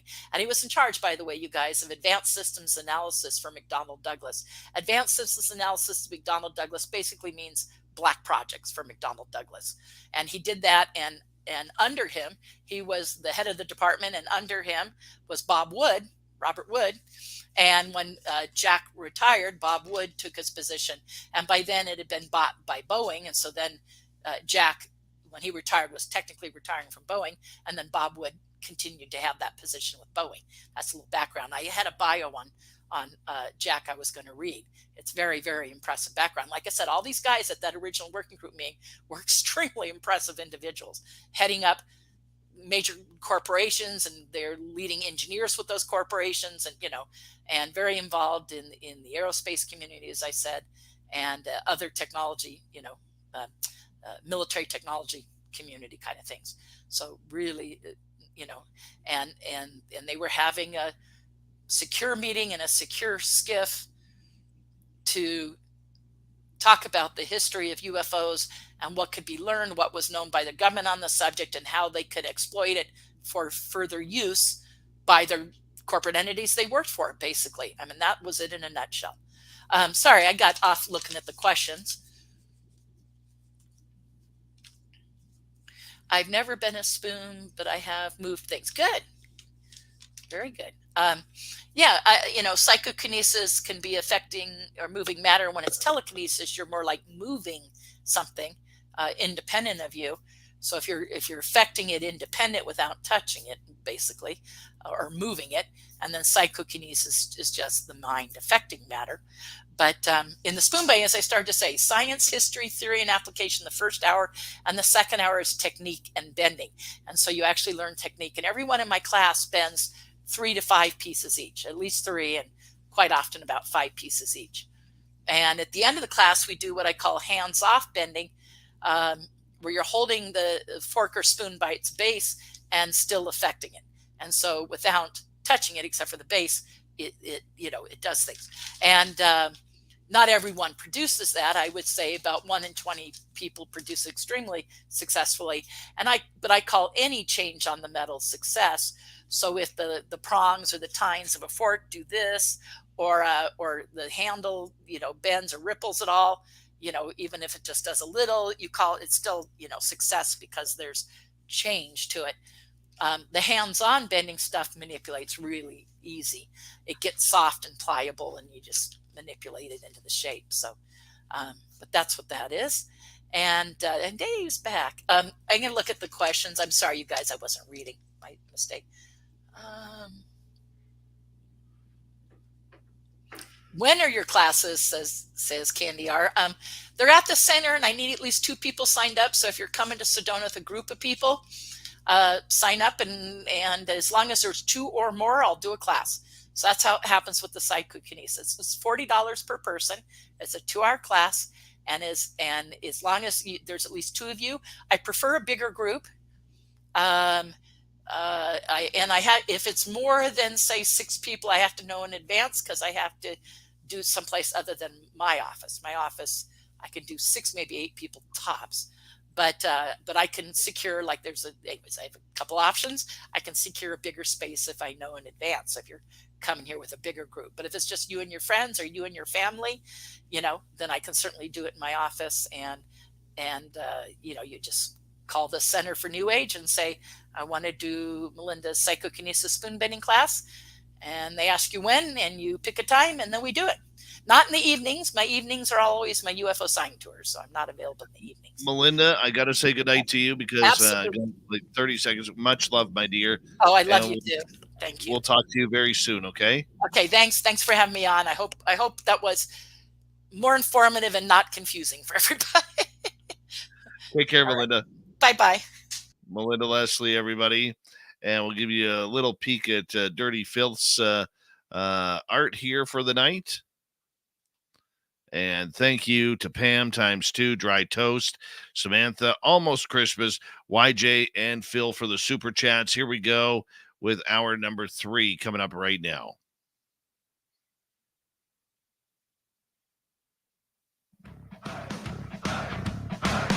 Would you like to connect with us? Head to spacedoutradio.com for all your latest show info.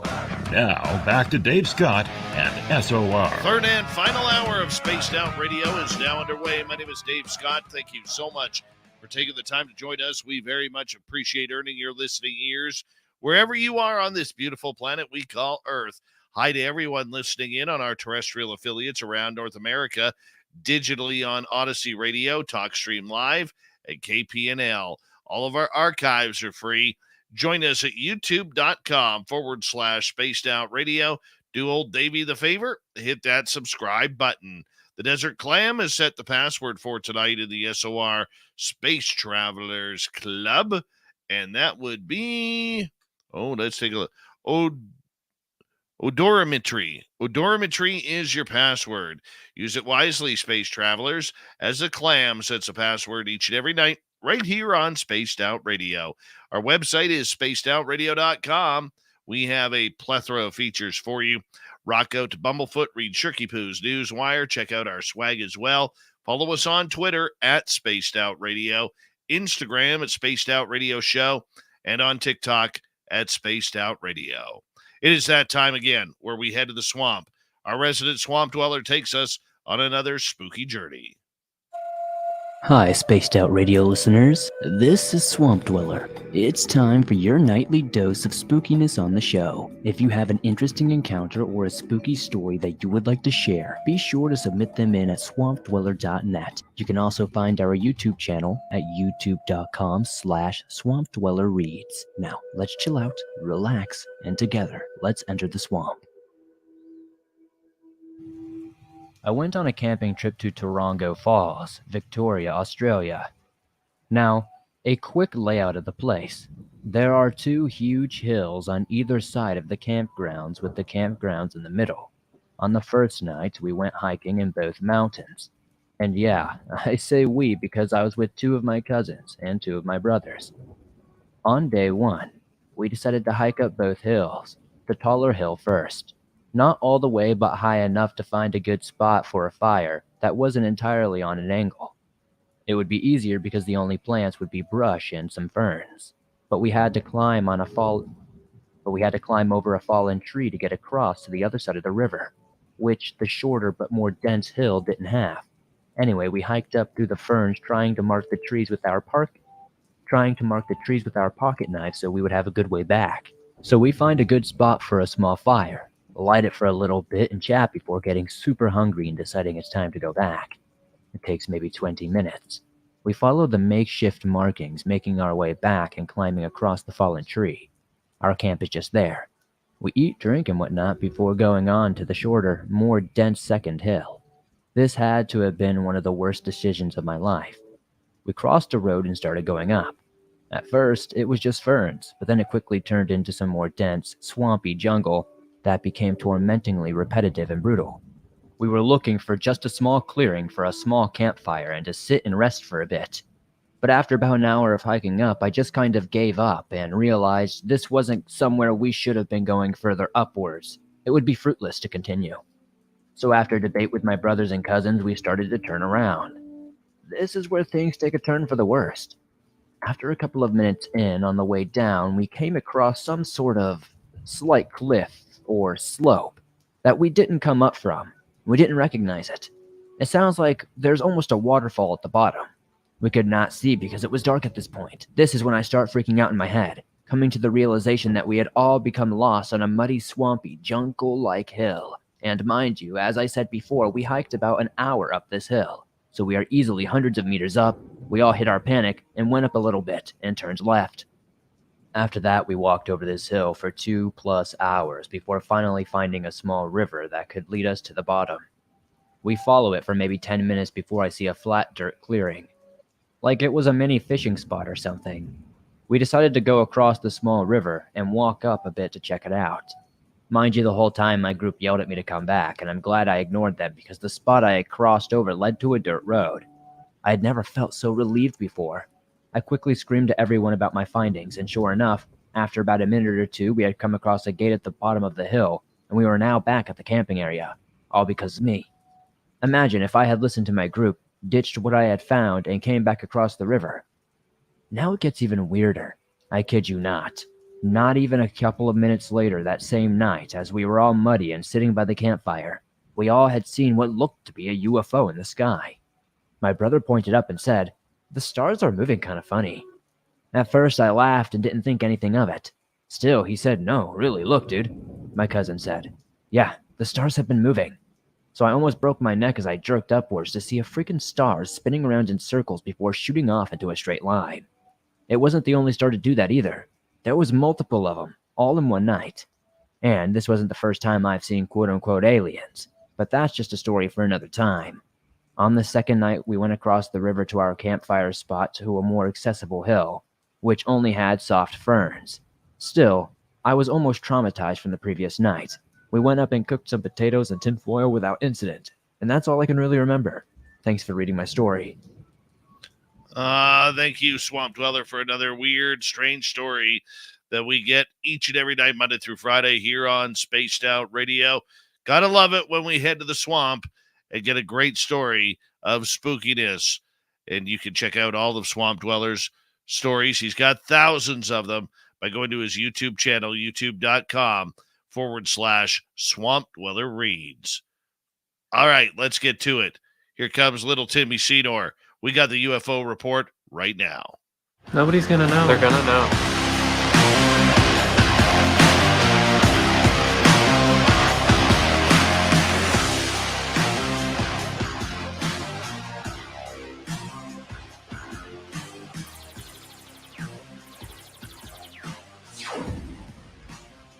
And every couple of days, Tim Seymour comes on in for the UFO report, hanging on out with us to tell us all the latest news of what's happening in the UFO world because it is ever changing so fast. Tim, how you doing, man? Doing fantastic. Thank you for asking. Surfing the UFO highways and byways out here in beautiful Oregon. So, how are things up there in the Great White North, my friend? You know what? They're not too bad. They're not too bad. My son had a great hockey practice tonight. You know, I was going to be coaching hockey with my son this year. And a week ago, they didn't have any coaches. They didn't have any. So they were getting coaches from other teams to come on in and coach the younger kids where my son is. And you know what, dude? So I figured, yeah, I've got some coaching experience. I'll go in there. I was a professional hockey instructor, and, well, you know how it goes. So I show up today with all my gear. to go on the ice. They've got like 5 coaches now. 5. So I said, no, I'm not going on the ice. And the lady who runs the team, she's like, well, why not? I said, well, you have enough people. I'm not doing it. Right. Especially. So I bit my tongue. She was a little bit disappointed. I said, no, I don't need to. You don't need me. I bit my tongue. And I tell you, this is going to be one long hockey season, man, after watching these coaches tonight. And Too my many kid chefs. is. No, you know what it is? Look, I applaud any volunteer. Okay? I applaud any volunteer who will take time to help out with anything, whether it's at a food bank or whether it's kids sports or whether it's helping seniors or whatever it may be. Volunteering is something that's very important. I really do believe that. However, here's the caveat to that. And I never get to use the word caveat. I'm watching the head coach today who they wanted me to work under. And this guy can barely skate.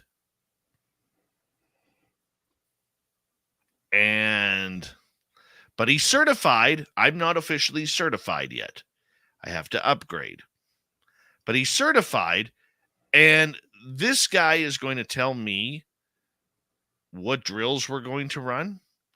I literally watched 10 minutes of the practice, and I had to escape the rink.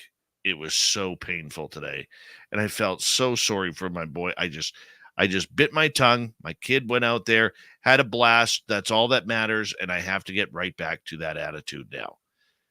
But this is like the 4th year in a row that my kid has had absolutely terrible coaching in hockey. Terrible. And I don't want to sound like I'm being one of those parents, okay? Because I'm very supportive, okay? Yeah. I'm a very supportive parent. I sit there and I cheer them on, and the kids are having fun, and that's all that really matters. But I also want my kid to learn something, because I got a lot out of hockey.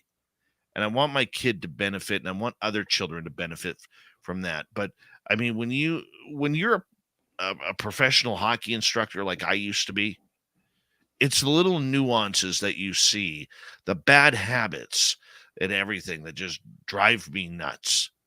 And I just literally have to go for a walk about 2-3 times a practice. So that was it. There's my rant for the day. Yeah. No, I'm glad you got that out. Yeah, you're like, Honestly, what and the I hell? get it. You're like, what the I hell get is it. No, I grew up around a lot of guys that played hockey. I skied, and played soccer. Your 2 least favorite sports. I like skiing. But my No, buddies played hockey, and I would go and hang out while they practiced and stuff, so and I can skate, so I get it, man.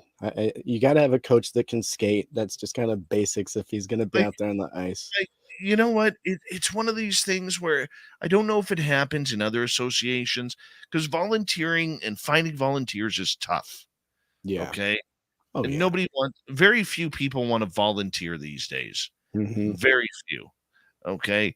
And God bless the people who do. All right. But at least know how to skate. Yeah. Yeah. Okay. At least know how to. I don't care if you could drop a practice plan. Anybody can do that. It's simple. I could do it right off the top of my head. All right. I don't care if you're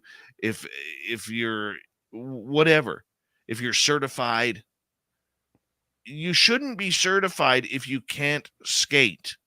Well, I thought that just naturally all Canadians could skate. I didn't know that No, it was even a it's thing. I mean, a I've myth. watched Bob and Doug McKenzie. Those guys seem to do just fine. Oh, I understand what you're saying. I do. But what I'm saying is, when I'm paying $500 a year Right. plus travel costs, You want them to get okay? an education. I want him to learn something, Yeah. right? And I don't know what to do. I don't know what to do. So I figured, actually, I shouldn't say that. I do know what I'm going to do is I am going to start renting the ice once a week, and I'm Oh, going that's to a good teach my idea. kid.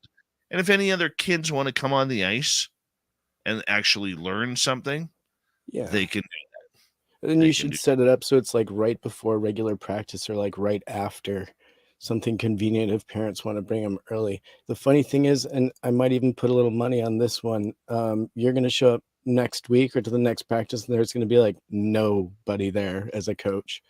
Well, Who knows? yeah, Maybe you'll well, get lucky. and that's it.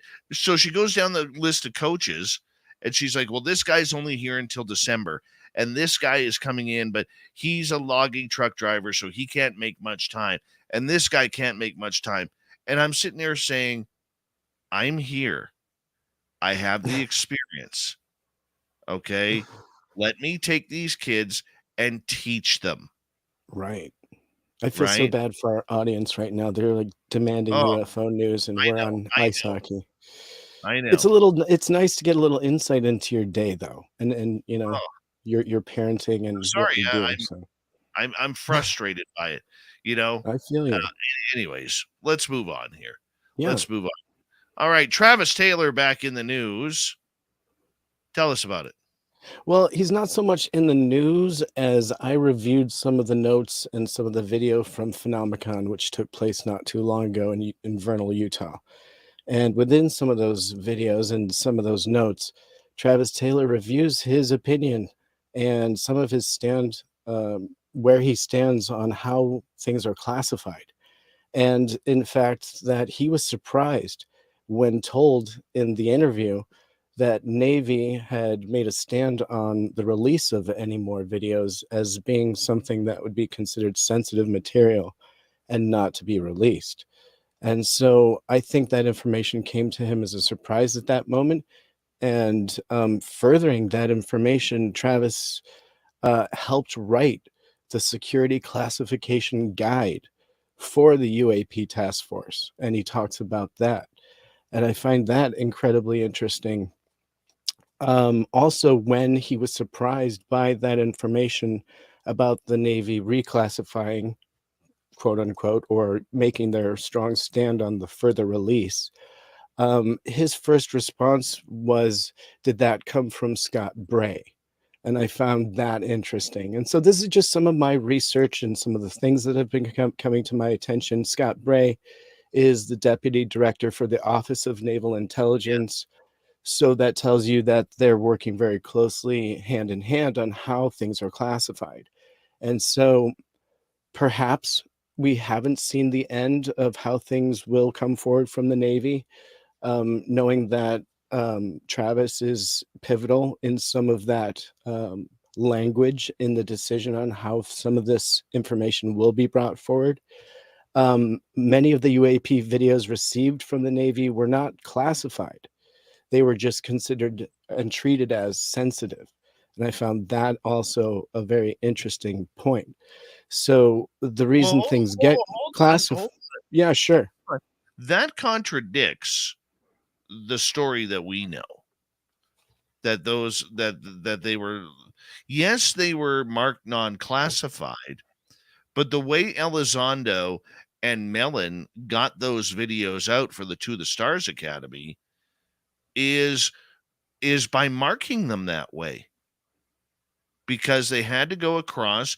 If we could buy the this story, from what I've learned, they had to mark, or Elizondo, running the ATIP program, had to mark the videos of classified, top secret, or of unidentified aerial phenomenon, or UFOs.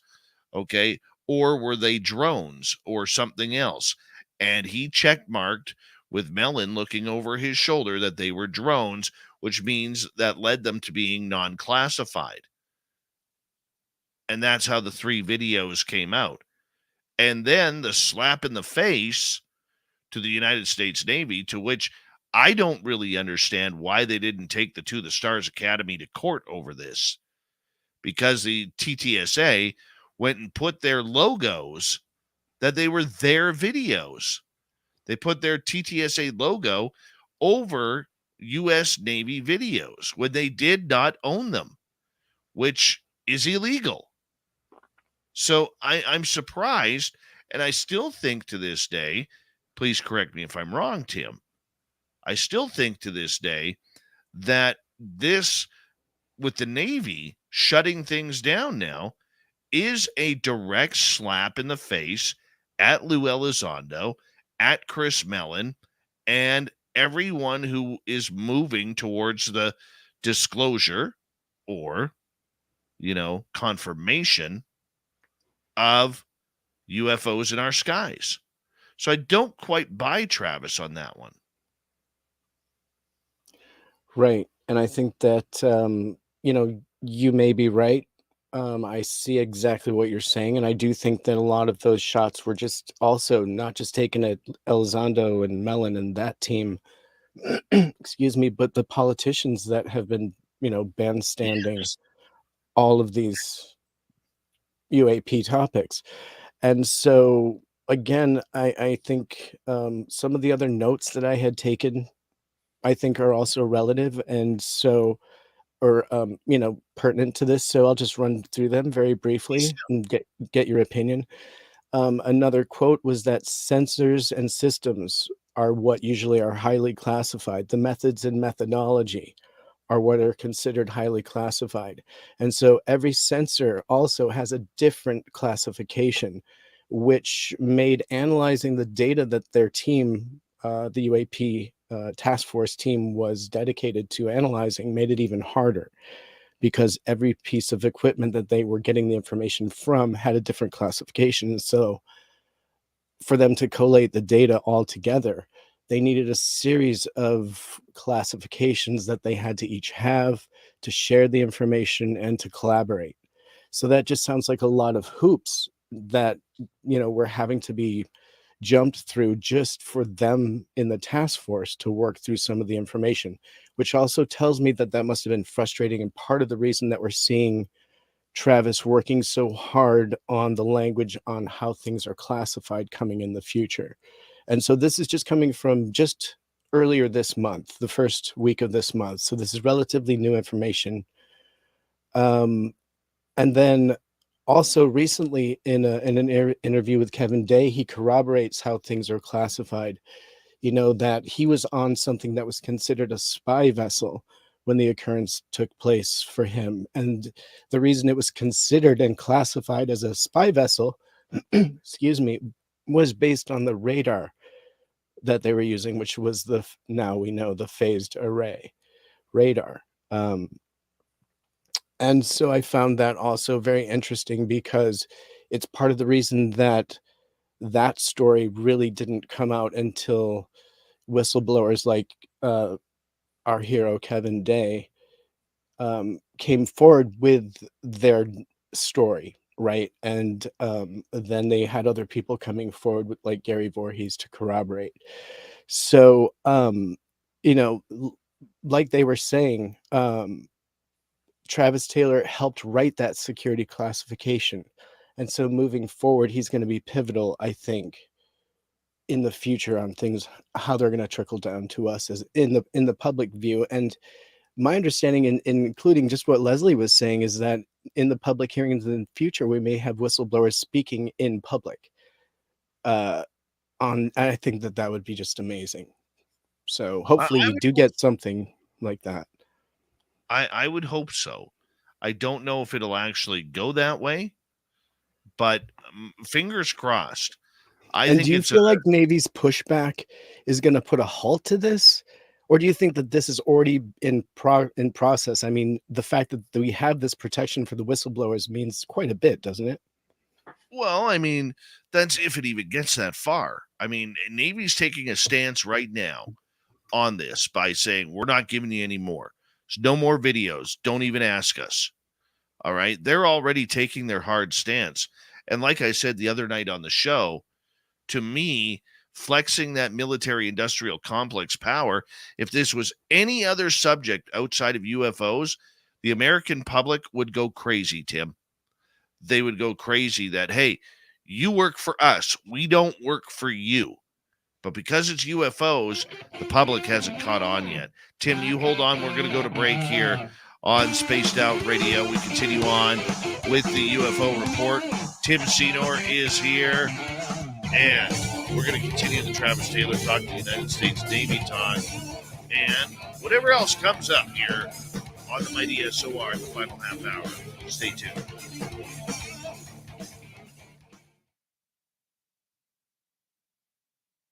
All right, we're clear. Cool.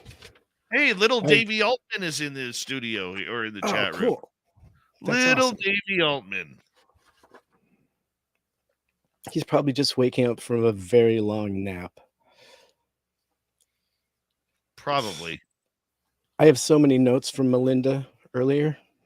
Oh, Wow. She was incredible. She's Incredible. great. Yeah, I'm so glad that you had her on tonight. That was just great. I was on the edge of my seat. She could have brought in some taco or something. And according to her, we're hopefully going to get something from the task force in October, which is kind of what I had heard as well. So We'll see. Hopefully she gets something from Danny to corroborate, and that would be great. Because it's been quiet. My jury is completely out on that. Yeah. Completely. The recent push from the Navy really was. Yeah. And also Chris Mellon kind of taking a step back in some of his most recent statements, I thought, also posed an interesting position on his part. Mm-hmm. Not the usual aggressive move forward to transparency. No. And I think he realizes the jig is up. I do. I might be in the minority here, guys. I may be in the minority, but I really do feel that there was a sense of cockiness and of everything that was going on in the UFO world. And there's some people who got slapped around a little bit because of what was going on and because of the games that were played. And it has been a big game. Okay. People have been affected by this in positive and negative ways. And it hasn't been pretty at times, Tim. You and I have talked about that. Yeah.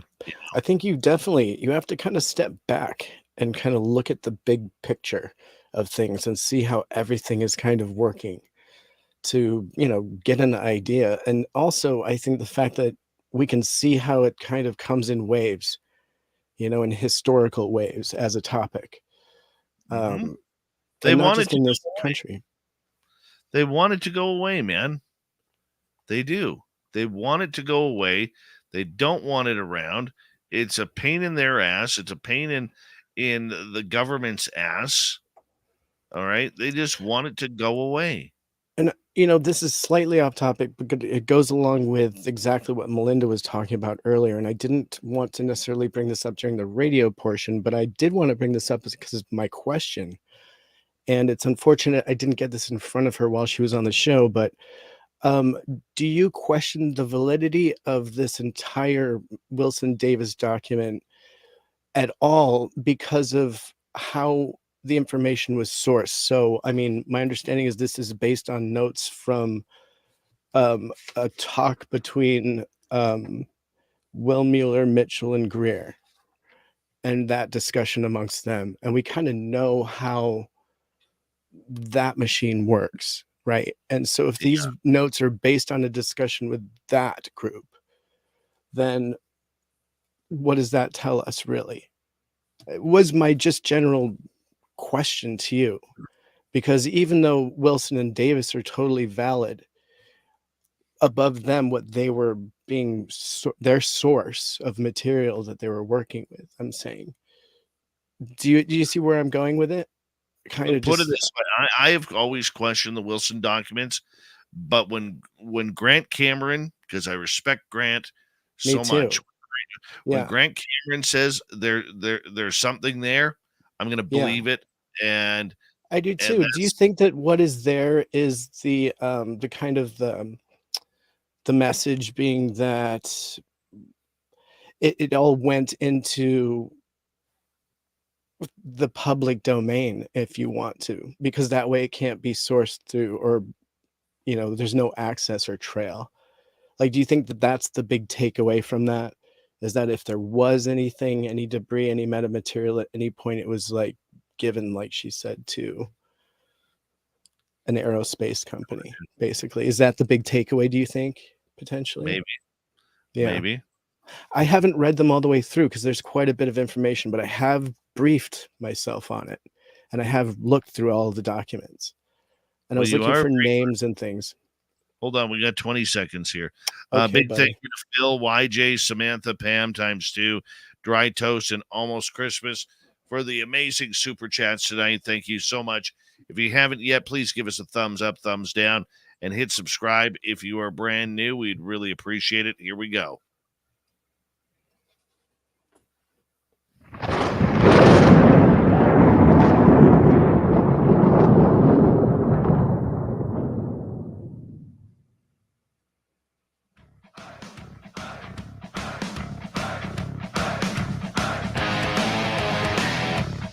We're at a third. We're heading for home tonight on Spaced Out Radio. Good to have you with us. My name is Dave Scott. Very much appreciate it in your listening ears. I want to remind you that if you've missed most of this show or others, check out our free archives at youtube.com/Spaced Out Radio. Do old Davey the favor, hit that subscribe button. Our website is spacedoutradio.com. We have a plethora of features for you. Rock out to Bumblefoot, read Shirky Poo's Newswire. Check out our swag as well. Follow us on Twitter at Spaced Out Radio, Instagram at Spaced Out Radio Show, and on TikTok at Spaced Out Radio. Here we go with Tim Senor once again on the UFO report. As you know, right before the break, we were talking about the United States Navy and some of the moves that they have made, Tim, and a lot of people are questioning it, along with the Wilson notes. And hey, the Wilson notes, as little Johnny Davies brings up in the chat room, they are now part of the congressional record.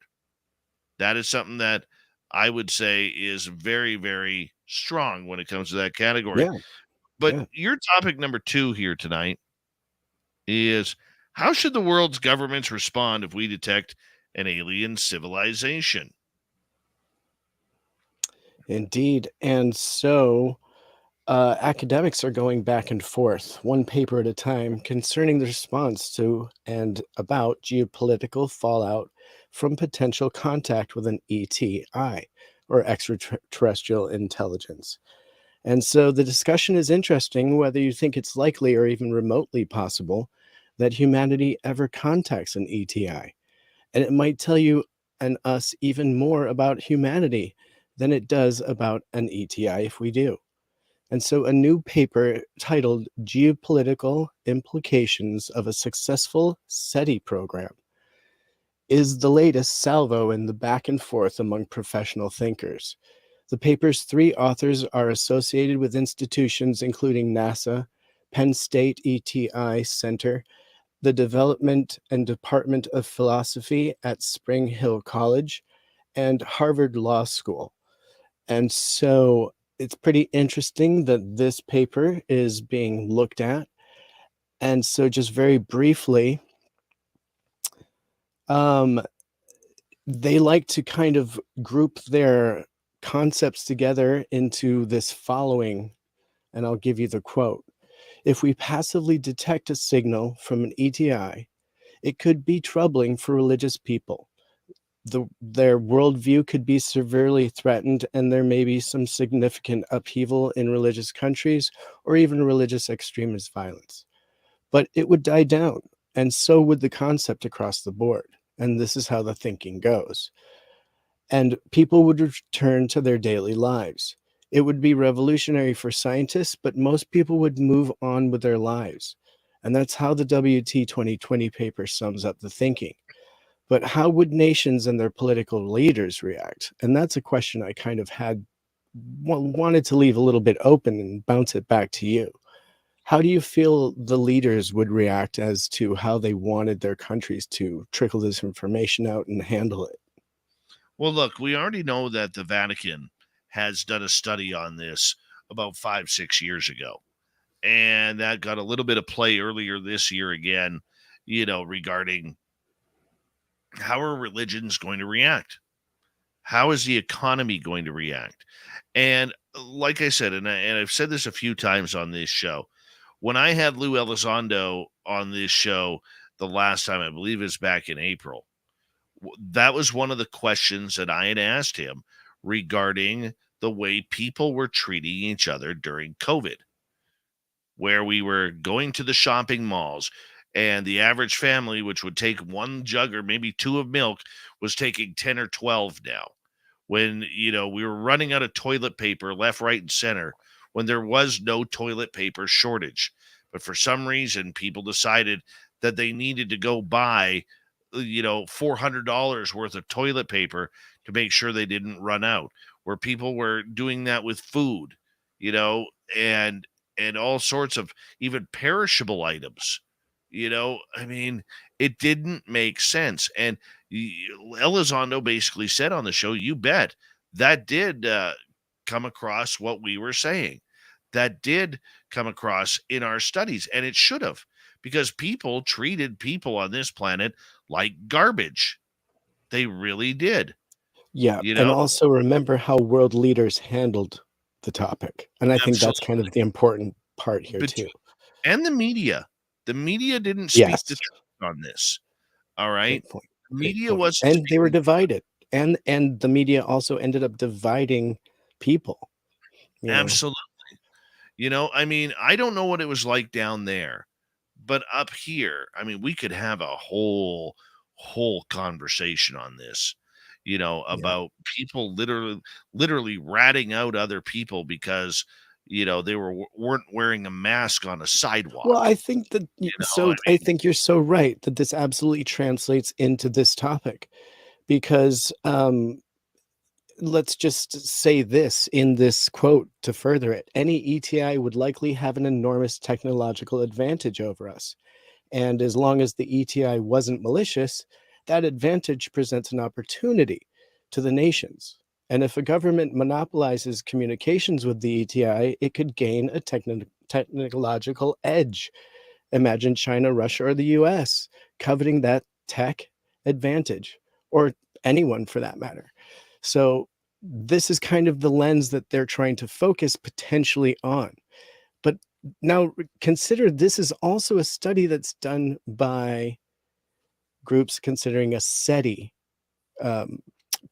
response. So they're getting some evidence through SETI. So that's a radio signal of some sort, and that's trying to prove out that there's an ETI.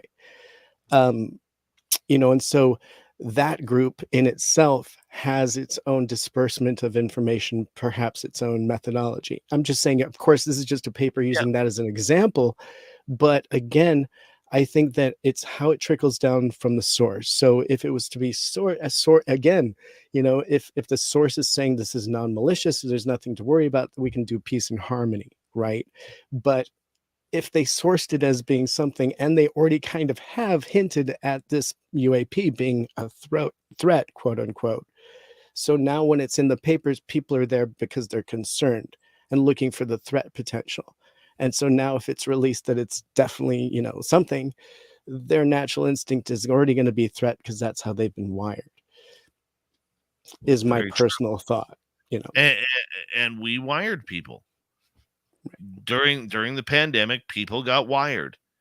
Okay, people were watching out, and I've never seen anything like it. I don't ever want to see it again. I really don't ever want to see it again. Neighbors ratting out neighbors because they have family over for Christmas or New Year's, calling the police on each other. That is horrible. Horrible. And long story short, like I said, I could get into that debate big time right now, but it's not really what we do. But let us bring up this part. Okay, we know that any form of extraterrestrial intelligence that we find, it will, put it this way, if it's 2.3 billion light years away, we're not going to worry about it. We're probably going to cheer on, whatever. It's going to make people pay a little bit more attention to UFOs, but overall, people will, forgive and forget. But if it's something that's in our skies, if it's something on Mars or Jupiter or Titan or Saturn or Venus, like Valiant Thor, then we are in for an entire different experience, Yeah. right? Because if we start seeing them here and arriving here, not we as in the UFO field, I'm saying we as the general public who pays no attention to this subject, if they start seeing things, that's where it hits the fan. Yeah. And how close are they? What does their technology look like? How strong is the signal? Whatever it may be. Because, like I said, religion, the economy, military industrial complex, everything is going to affect. And how many times do I have to say it, Tim? There is a handful of people controlling this entire narrative for 7.75 billion. That's scary. Yeah. And I mean, Very Stephen King just asked this same question in Twitter recently, and some of the responses from the public on how we would react with the knowledge, I found some disturbing, some funny, some positive, some, and what it tells me is that it's a mixed bag. It is kind of what this paper describes, that, there would be turmoil initially, but it would level out, especially if it was something we didn't need to worry about. But And what if we go ahead? how many lives is that going to cost, though? Okay, because look at the Great Depression, man. People were committing, taking their own lives, jumping from buildings because they just lost everything. Parents were selling their children on their doorsteps. There's that famous picture of the lady selling her children because she couldn't afford to feed them. I mean, that's not that long ago. Still less than 100 years ago. Right. Okay. What happens here? All right. How many lives is this going to cost? You're going to get the people who are depressed and anxious, who decide to check out early because there are certain words we can't use on YouTube. All right. You're going to get the people who just say, screw it. I'm going to get out of here. I'm going to go into my bunker with my family, and we're never going to see the daylight again. Okay. What happens to them when they lose it? What happens to the people who, are partying like it's $14.99, just like the Prince song? All right. 1999. And everything from the stars is evil. Yeah. We'll also consider, Travis Taylor. We were talking about him earlier, but before he was a member of the task force, he wrote a book, and actually there was a film or series that was made about the book, and it was literally called Alien Invasion, kind of like the what to or the how to guide, what to expect sort of thing. And that book was on the director when they put together the UAP task force. That book was on that guy's desk. Like, he'd already read Travis's book. So we know that this is a discussion that's being had. We know it's a real topic. It's a consideration. Again, we shouldn't plan for disaster necessarily, but we should prepare, for the potential. Always prepare. But I found that very interesting, and I just had to circle that back in. And you can find that book and that film, and I recommend it. It's a little hard to watch, but it demonstrates the possibilities, so. Well, hey, as long as people are paying attention to what is going on and what is going to happen, look, if they come out, this is where I get a little upset, Tim, because let's face it, there's 70 plus years of cover up here since Roswell, the new age of ufology. Yeah. Started at Roswell. All right. There is 70 plus years of cover up here. And we, as much as they try to take that away from us. Okay, saying, no, we're only focusing on 2004 forward. Okay, as much as they try to take away from us, we must stand steadfast. What did you learn from Roswell on forward? The military-industrial complex does not want to give that up. That's technology. That's potential ET contact. That's potential, world and universe changing areas there that they are holding for themselves. And they don't want to give it up to us. They just don't. And that is bothersome. It's also bothersome that a split decision that was probably made by only a few men controlled the destiny of this topic so much. I agree. That's completely scary. It's completely scary. And the problem is they have the upper hand in this subject and will always have the upper hand in this subject as long as the mainstream doesn't care, from the people to the media. They will always have the upper hand. And even in these notes that were just released, we see a reference to the Condon report. And we know if they're referencing that they're getting potentially convoluted data, right? Or just any of the older sources, because it's coming from sources that were trying to manipulate the topic. And so that is incredibly frustrating that not only did they try with Roswell to throw a wrench into the works and disguise the truth, but the technology was lost. That's the biggest frustration.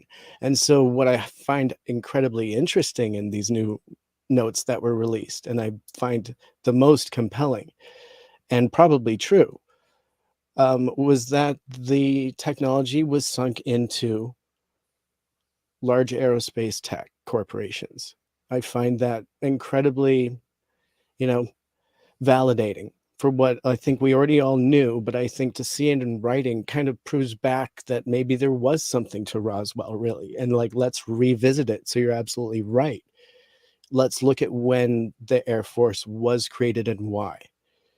Let's look at why Space Force is being created now and why. Mm-hmm. I think it's all absolutely relative. And the fact that these notes are coming out now at the same time as the Wilson documents being put into the congressional database, I feel like that is also timed out very interestingly. It's all, part of it. And this Navy pushback seems like kind of expected in relative understanding to what's going on. I think we could have expected that. All right, let's get to topic number 3. Please. Okay. Subglacial lakes and alien debris on Mars? Yeah. So a new study suggests the presence of liquid water and recent geothermal activity under the southern polar cap of Mars. And so an environment favorable to life. And so that is just as recent as 15 hours ago. It's pretty recent information. And then also very recently, NASA has reported that an object fell off its helicopter's leg, the Perseverance helicopter up on Mars. So it had landed, I think, on the 34th takeoff. It took off, and some debris was stuck to one of its legs, and it was captured on video, and they were able to kind of take a look at it. And it's foreign material that they don't believe came from the rover or the Perseverance drone, if you will. And so very interesting. They're calling it alien material. And so the possibilities of life having existed at some point there, who knows? We have Earth plus plastic. Maybe there's Mars plus plastic. And this was just like a soda can, link that got caught in this rover, liftoff leg. And here we have evidence of some alien debris coming from NASA. So even they are calling it alien debris. And I find that incredibly interesting. Of course they do. Of course on Mars, buddy. Well, you know David what? Bowie was right. I mean, David Bowie was absolutely right. Well, The yeah, no, spiders from Mars. but here's the thing too. Will this give credence to all those researchers out there who study thousands upon thousands of photos from Mars over the years and saying, well, this looks like a person and this looks like a scorpion and this looks like a wrench, or look at how tightly cut those lines are. That looks like the shape of a building, I mean, we've Pyramids. all seen them. We've Yeah. all seen them, right? Yeah. I mean, what do you think? I think it's compelling. I absolutely think that life has existed before humanity. I also think that it could have existed on this planet and been devastated out, and we're another formation of life. Obviously, there was dinosaurs that walked without man. So there's been lots of life that's taken place, and who knows what kind of life could have existed on Mars. Well, I'm sure something did. We're going to find out. I bet you that something bacterial at least. And who knows what kind of turmoil happened at some point and burnt off potentially a race of beings. Who knows? But I do believe that there's life that has at least existed at some point within our solar system. It may not be there now, but I think that life has existed within our solar system other than humanity. Some sort of intelligent, I'll say intelligent life. Let's even go to that step because I think that's important. Wow. You're moving It, on with it, up. well, I mean, why not? And that is just within our solar system. I think we're starting to see evidence, that there was something else somewhere that came here potentially. I'm open to it. Definitely in our universe. Okay. Definitely in our universe. But that's just kind of the numbers game. Has something from the outside there gotten here? That's a tough one. I think it's possible. But I'm still on the edge, buddy. I can't swing the hammer on it yet. I'm got that scientific mind that just needs the evidence. I need the evidence. So, when I see things like this, some plastic on the rover, like I get excited. I'm like, see, maybe, or whatever this is. We don't know that it's plastic. Some kind of alien debris on the Perseverance Right. rover. It's Well, my exciting. friend, it is that time of the night to say goodnight to you. Thank you for a wonderful It's been UFO fun. as per usual. Absolutely, my friend. Thank you. And thank you, audience, for putting up with my banter. Especially the hockey one. I'll take blame for that one tonight. Hey, we got Mr. Ron Bumblefoot Thaw rocking in the background with Little Brothers watching. Bumblefoot is the official music, Spaced Out Radio, rocking us in and out of every single show. Get your horns up for the guitar god himself. Special thanks to everybody listening in at work, at home, in your cars, wherever you may be. Thank you to everyone in our chat rooms tonight. YouTube, Twitch, Spreaker, LGAP, Facebook, Space Travelers Club, and on Twitter at hashtag Spaced Out Radio. I know you're out there somewhere. Remember, this show is copyrighted by Spaced Out Radio and SOR Media Ventures Limited. Thank you so much for taking the time to join us, because together, my friends, we're watching. We own the night. Mr. Bumblefoot, we need a favor. We need you to take us home.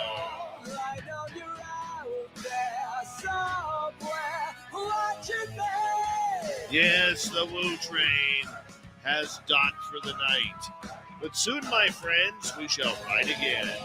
Your seats are always available. Your tickets never expire. And if you want to bring a friend, we've got room for them too. Good night.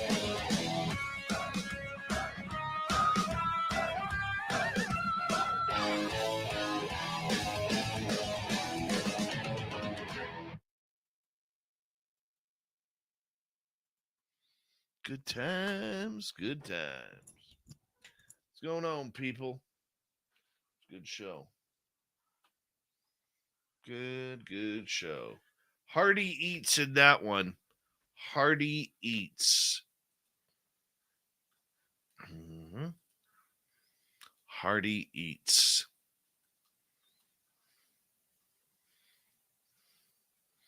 I'm so excited to sleep in the morning.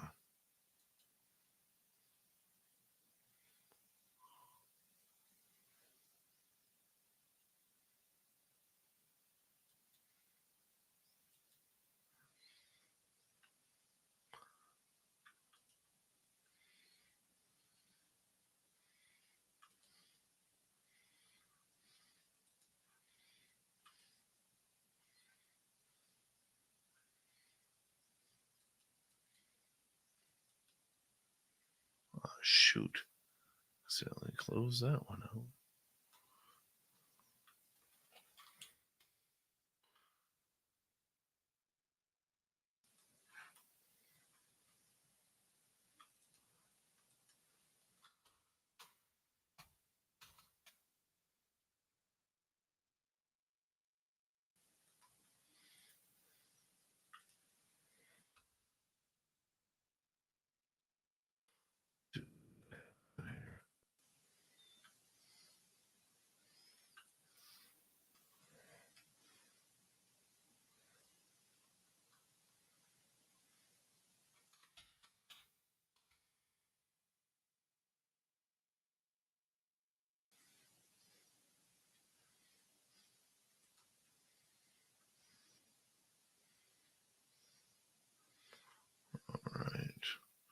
I'm a good time for my mouse batteries to want to start to die on me now.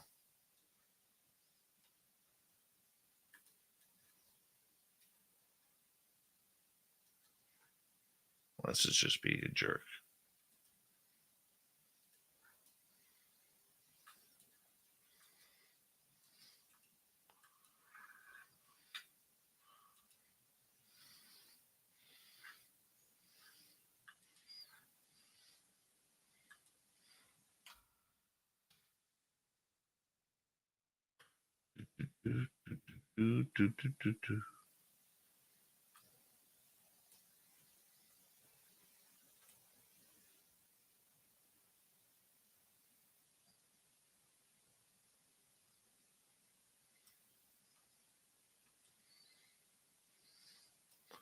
Oh, for goodness sakes.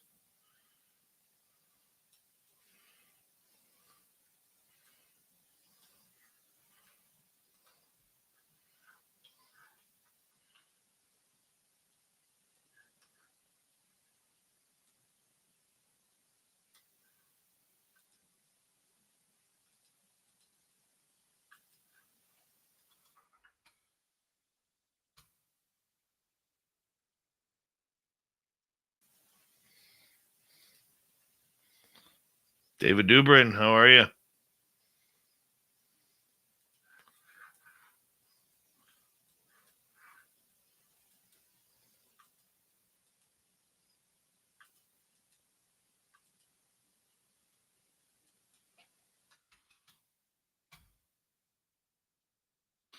Ogon, how are you? Nice to see you.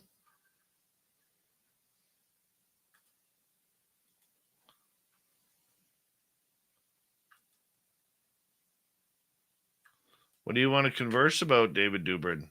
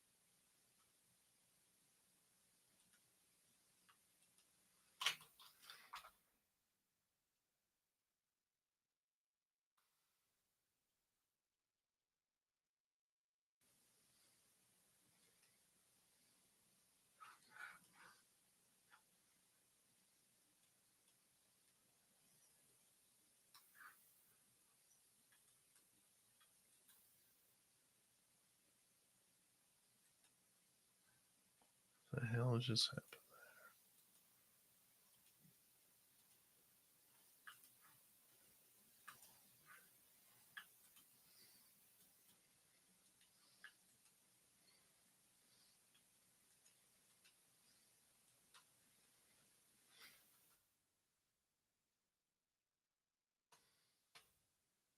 Guys, I'll be right back.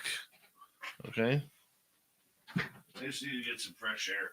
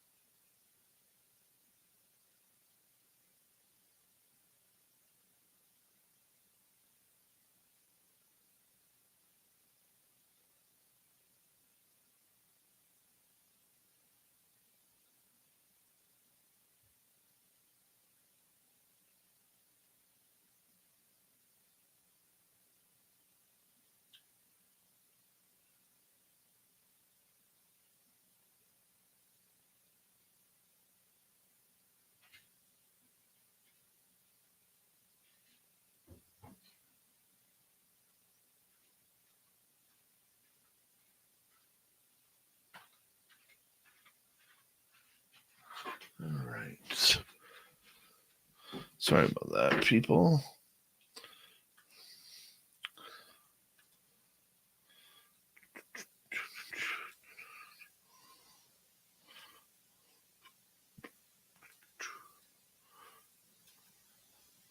All right. What's the topic? What's the topic you want to chat about?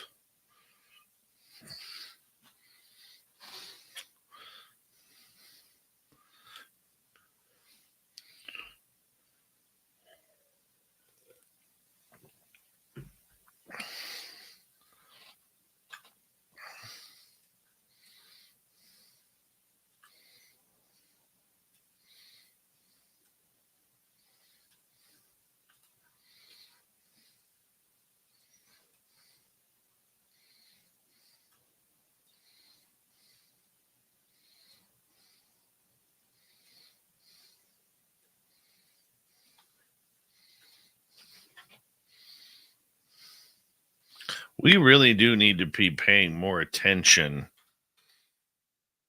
to the United States Navy and what they've done in screwing this all up. We really do.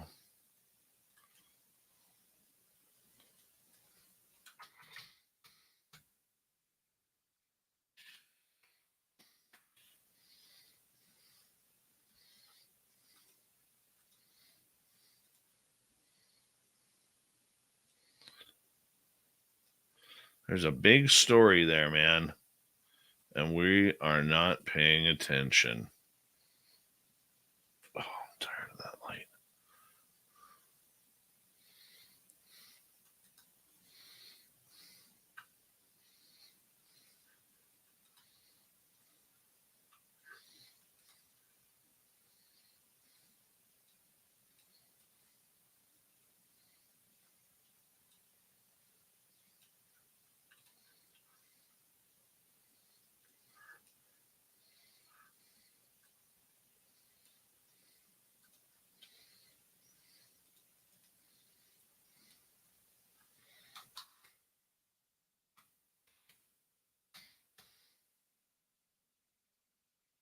Well, Coldplay is always a good one to blame, Commonwealth Andrew.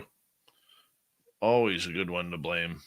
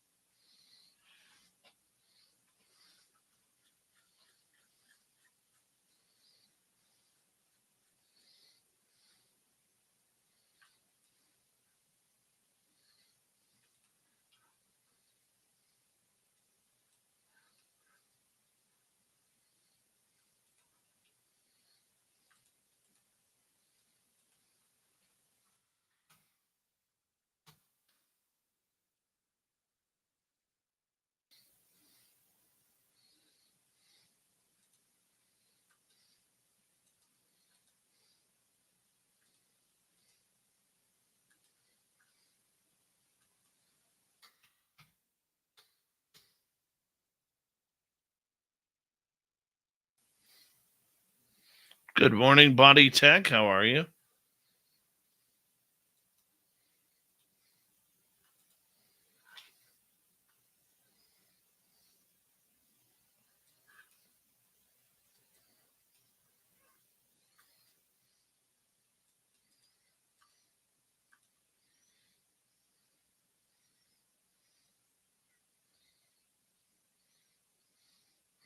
Look, let's remember this, and I might say this tomorrow night in the rant or in Dave 101.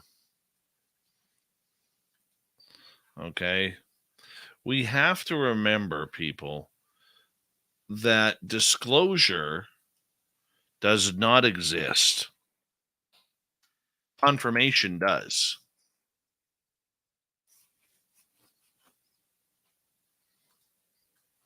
And since Roswell, there is a lot of questions that need to be answered that the United States military does not want to answer.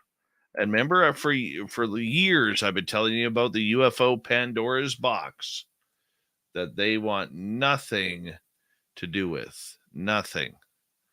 They don't want to talk about it. They don't want to do anything about it. They want to just shut it up.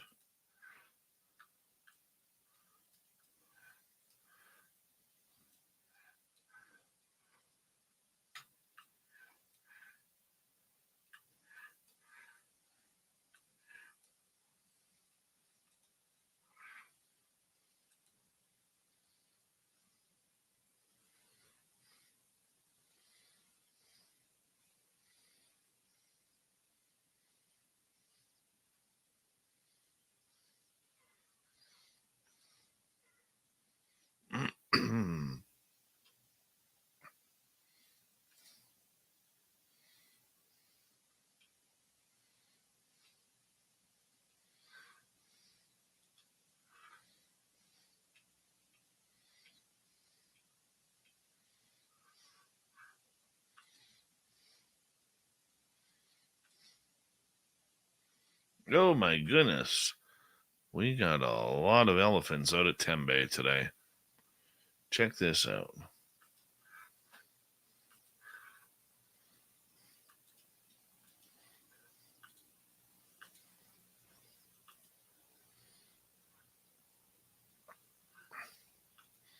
Look at all of them. 1, 2, 3, 4, 5, 6, 7, 8, 9, 10, maybe 11.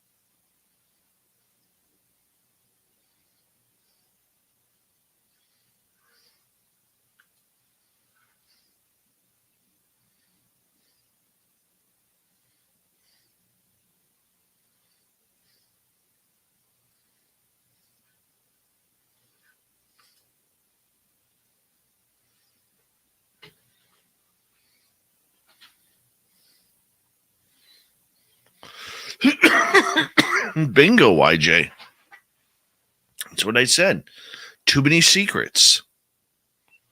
Too many secrets. Too many cover-ups.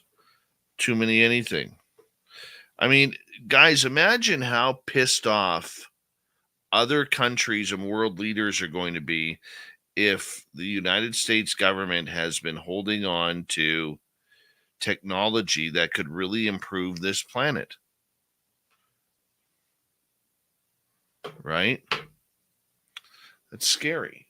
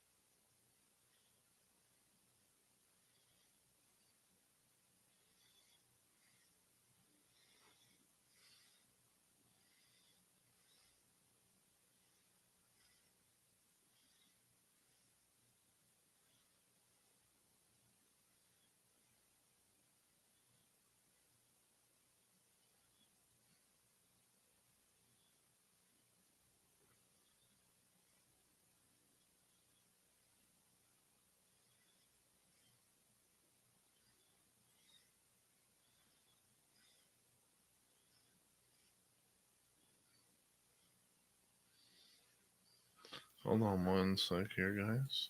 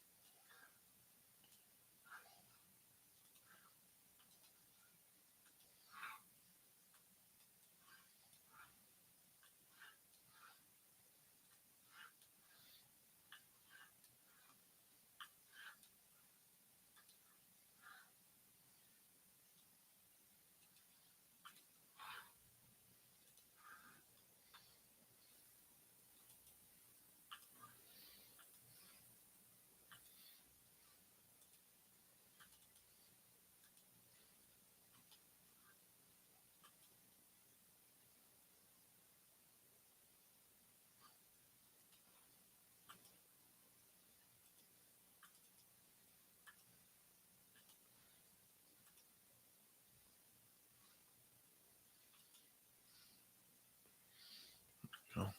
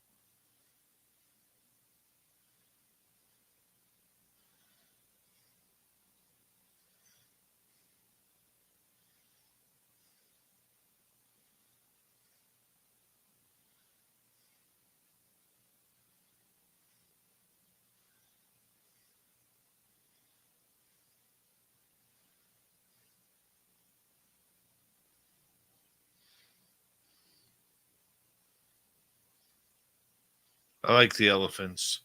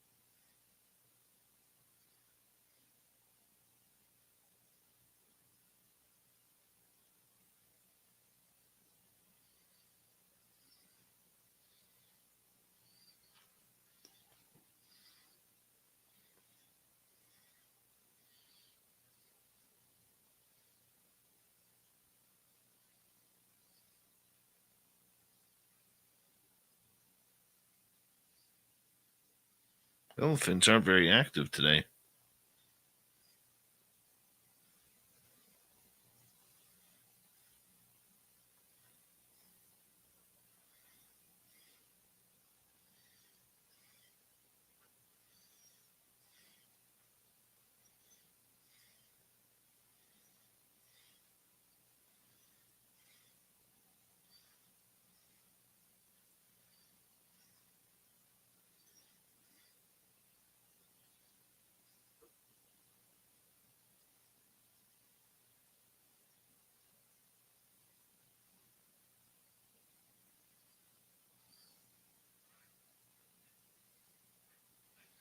What have we got over there?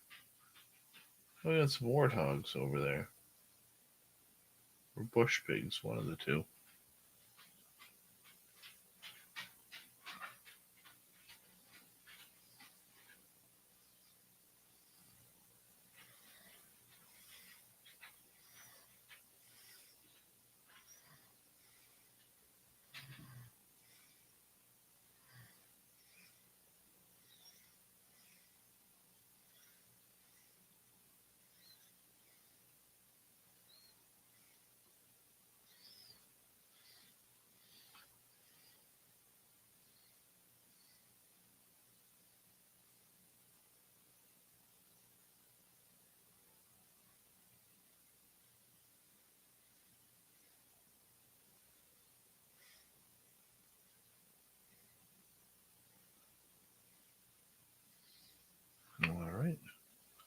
That feed is frying. Let's find another one.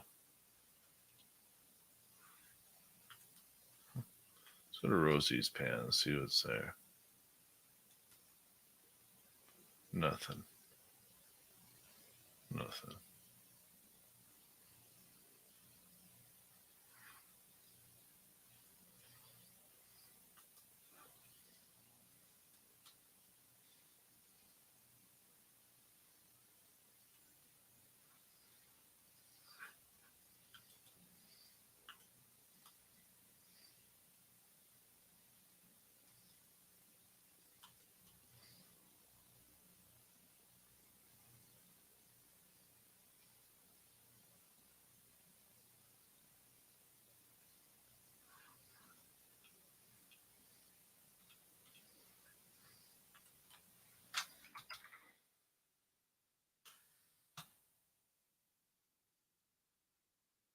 Seconds here, people.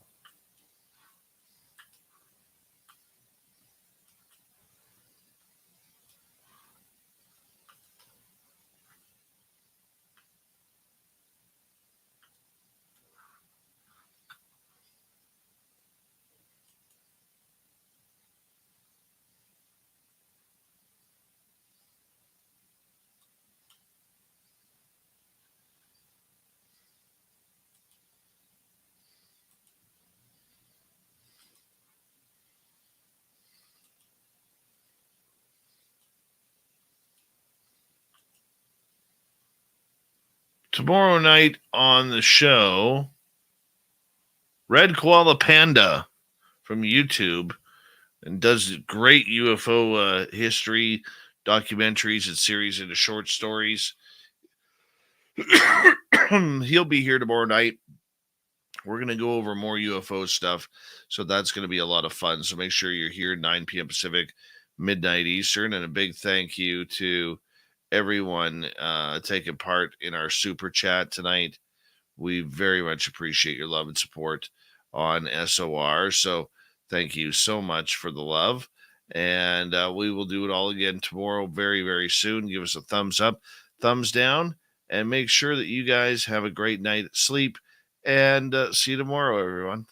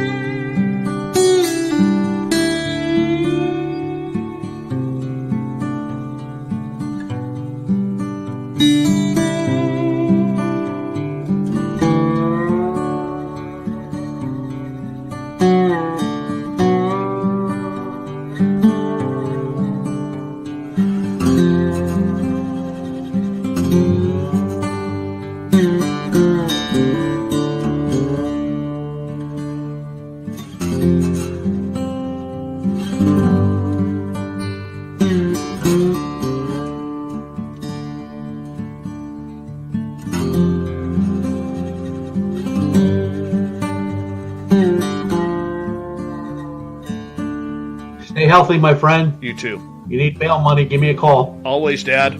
Take care. You too.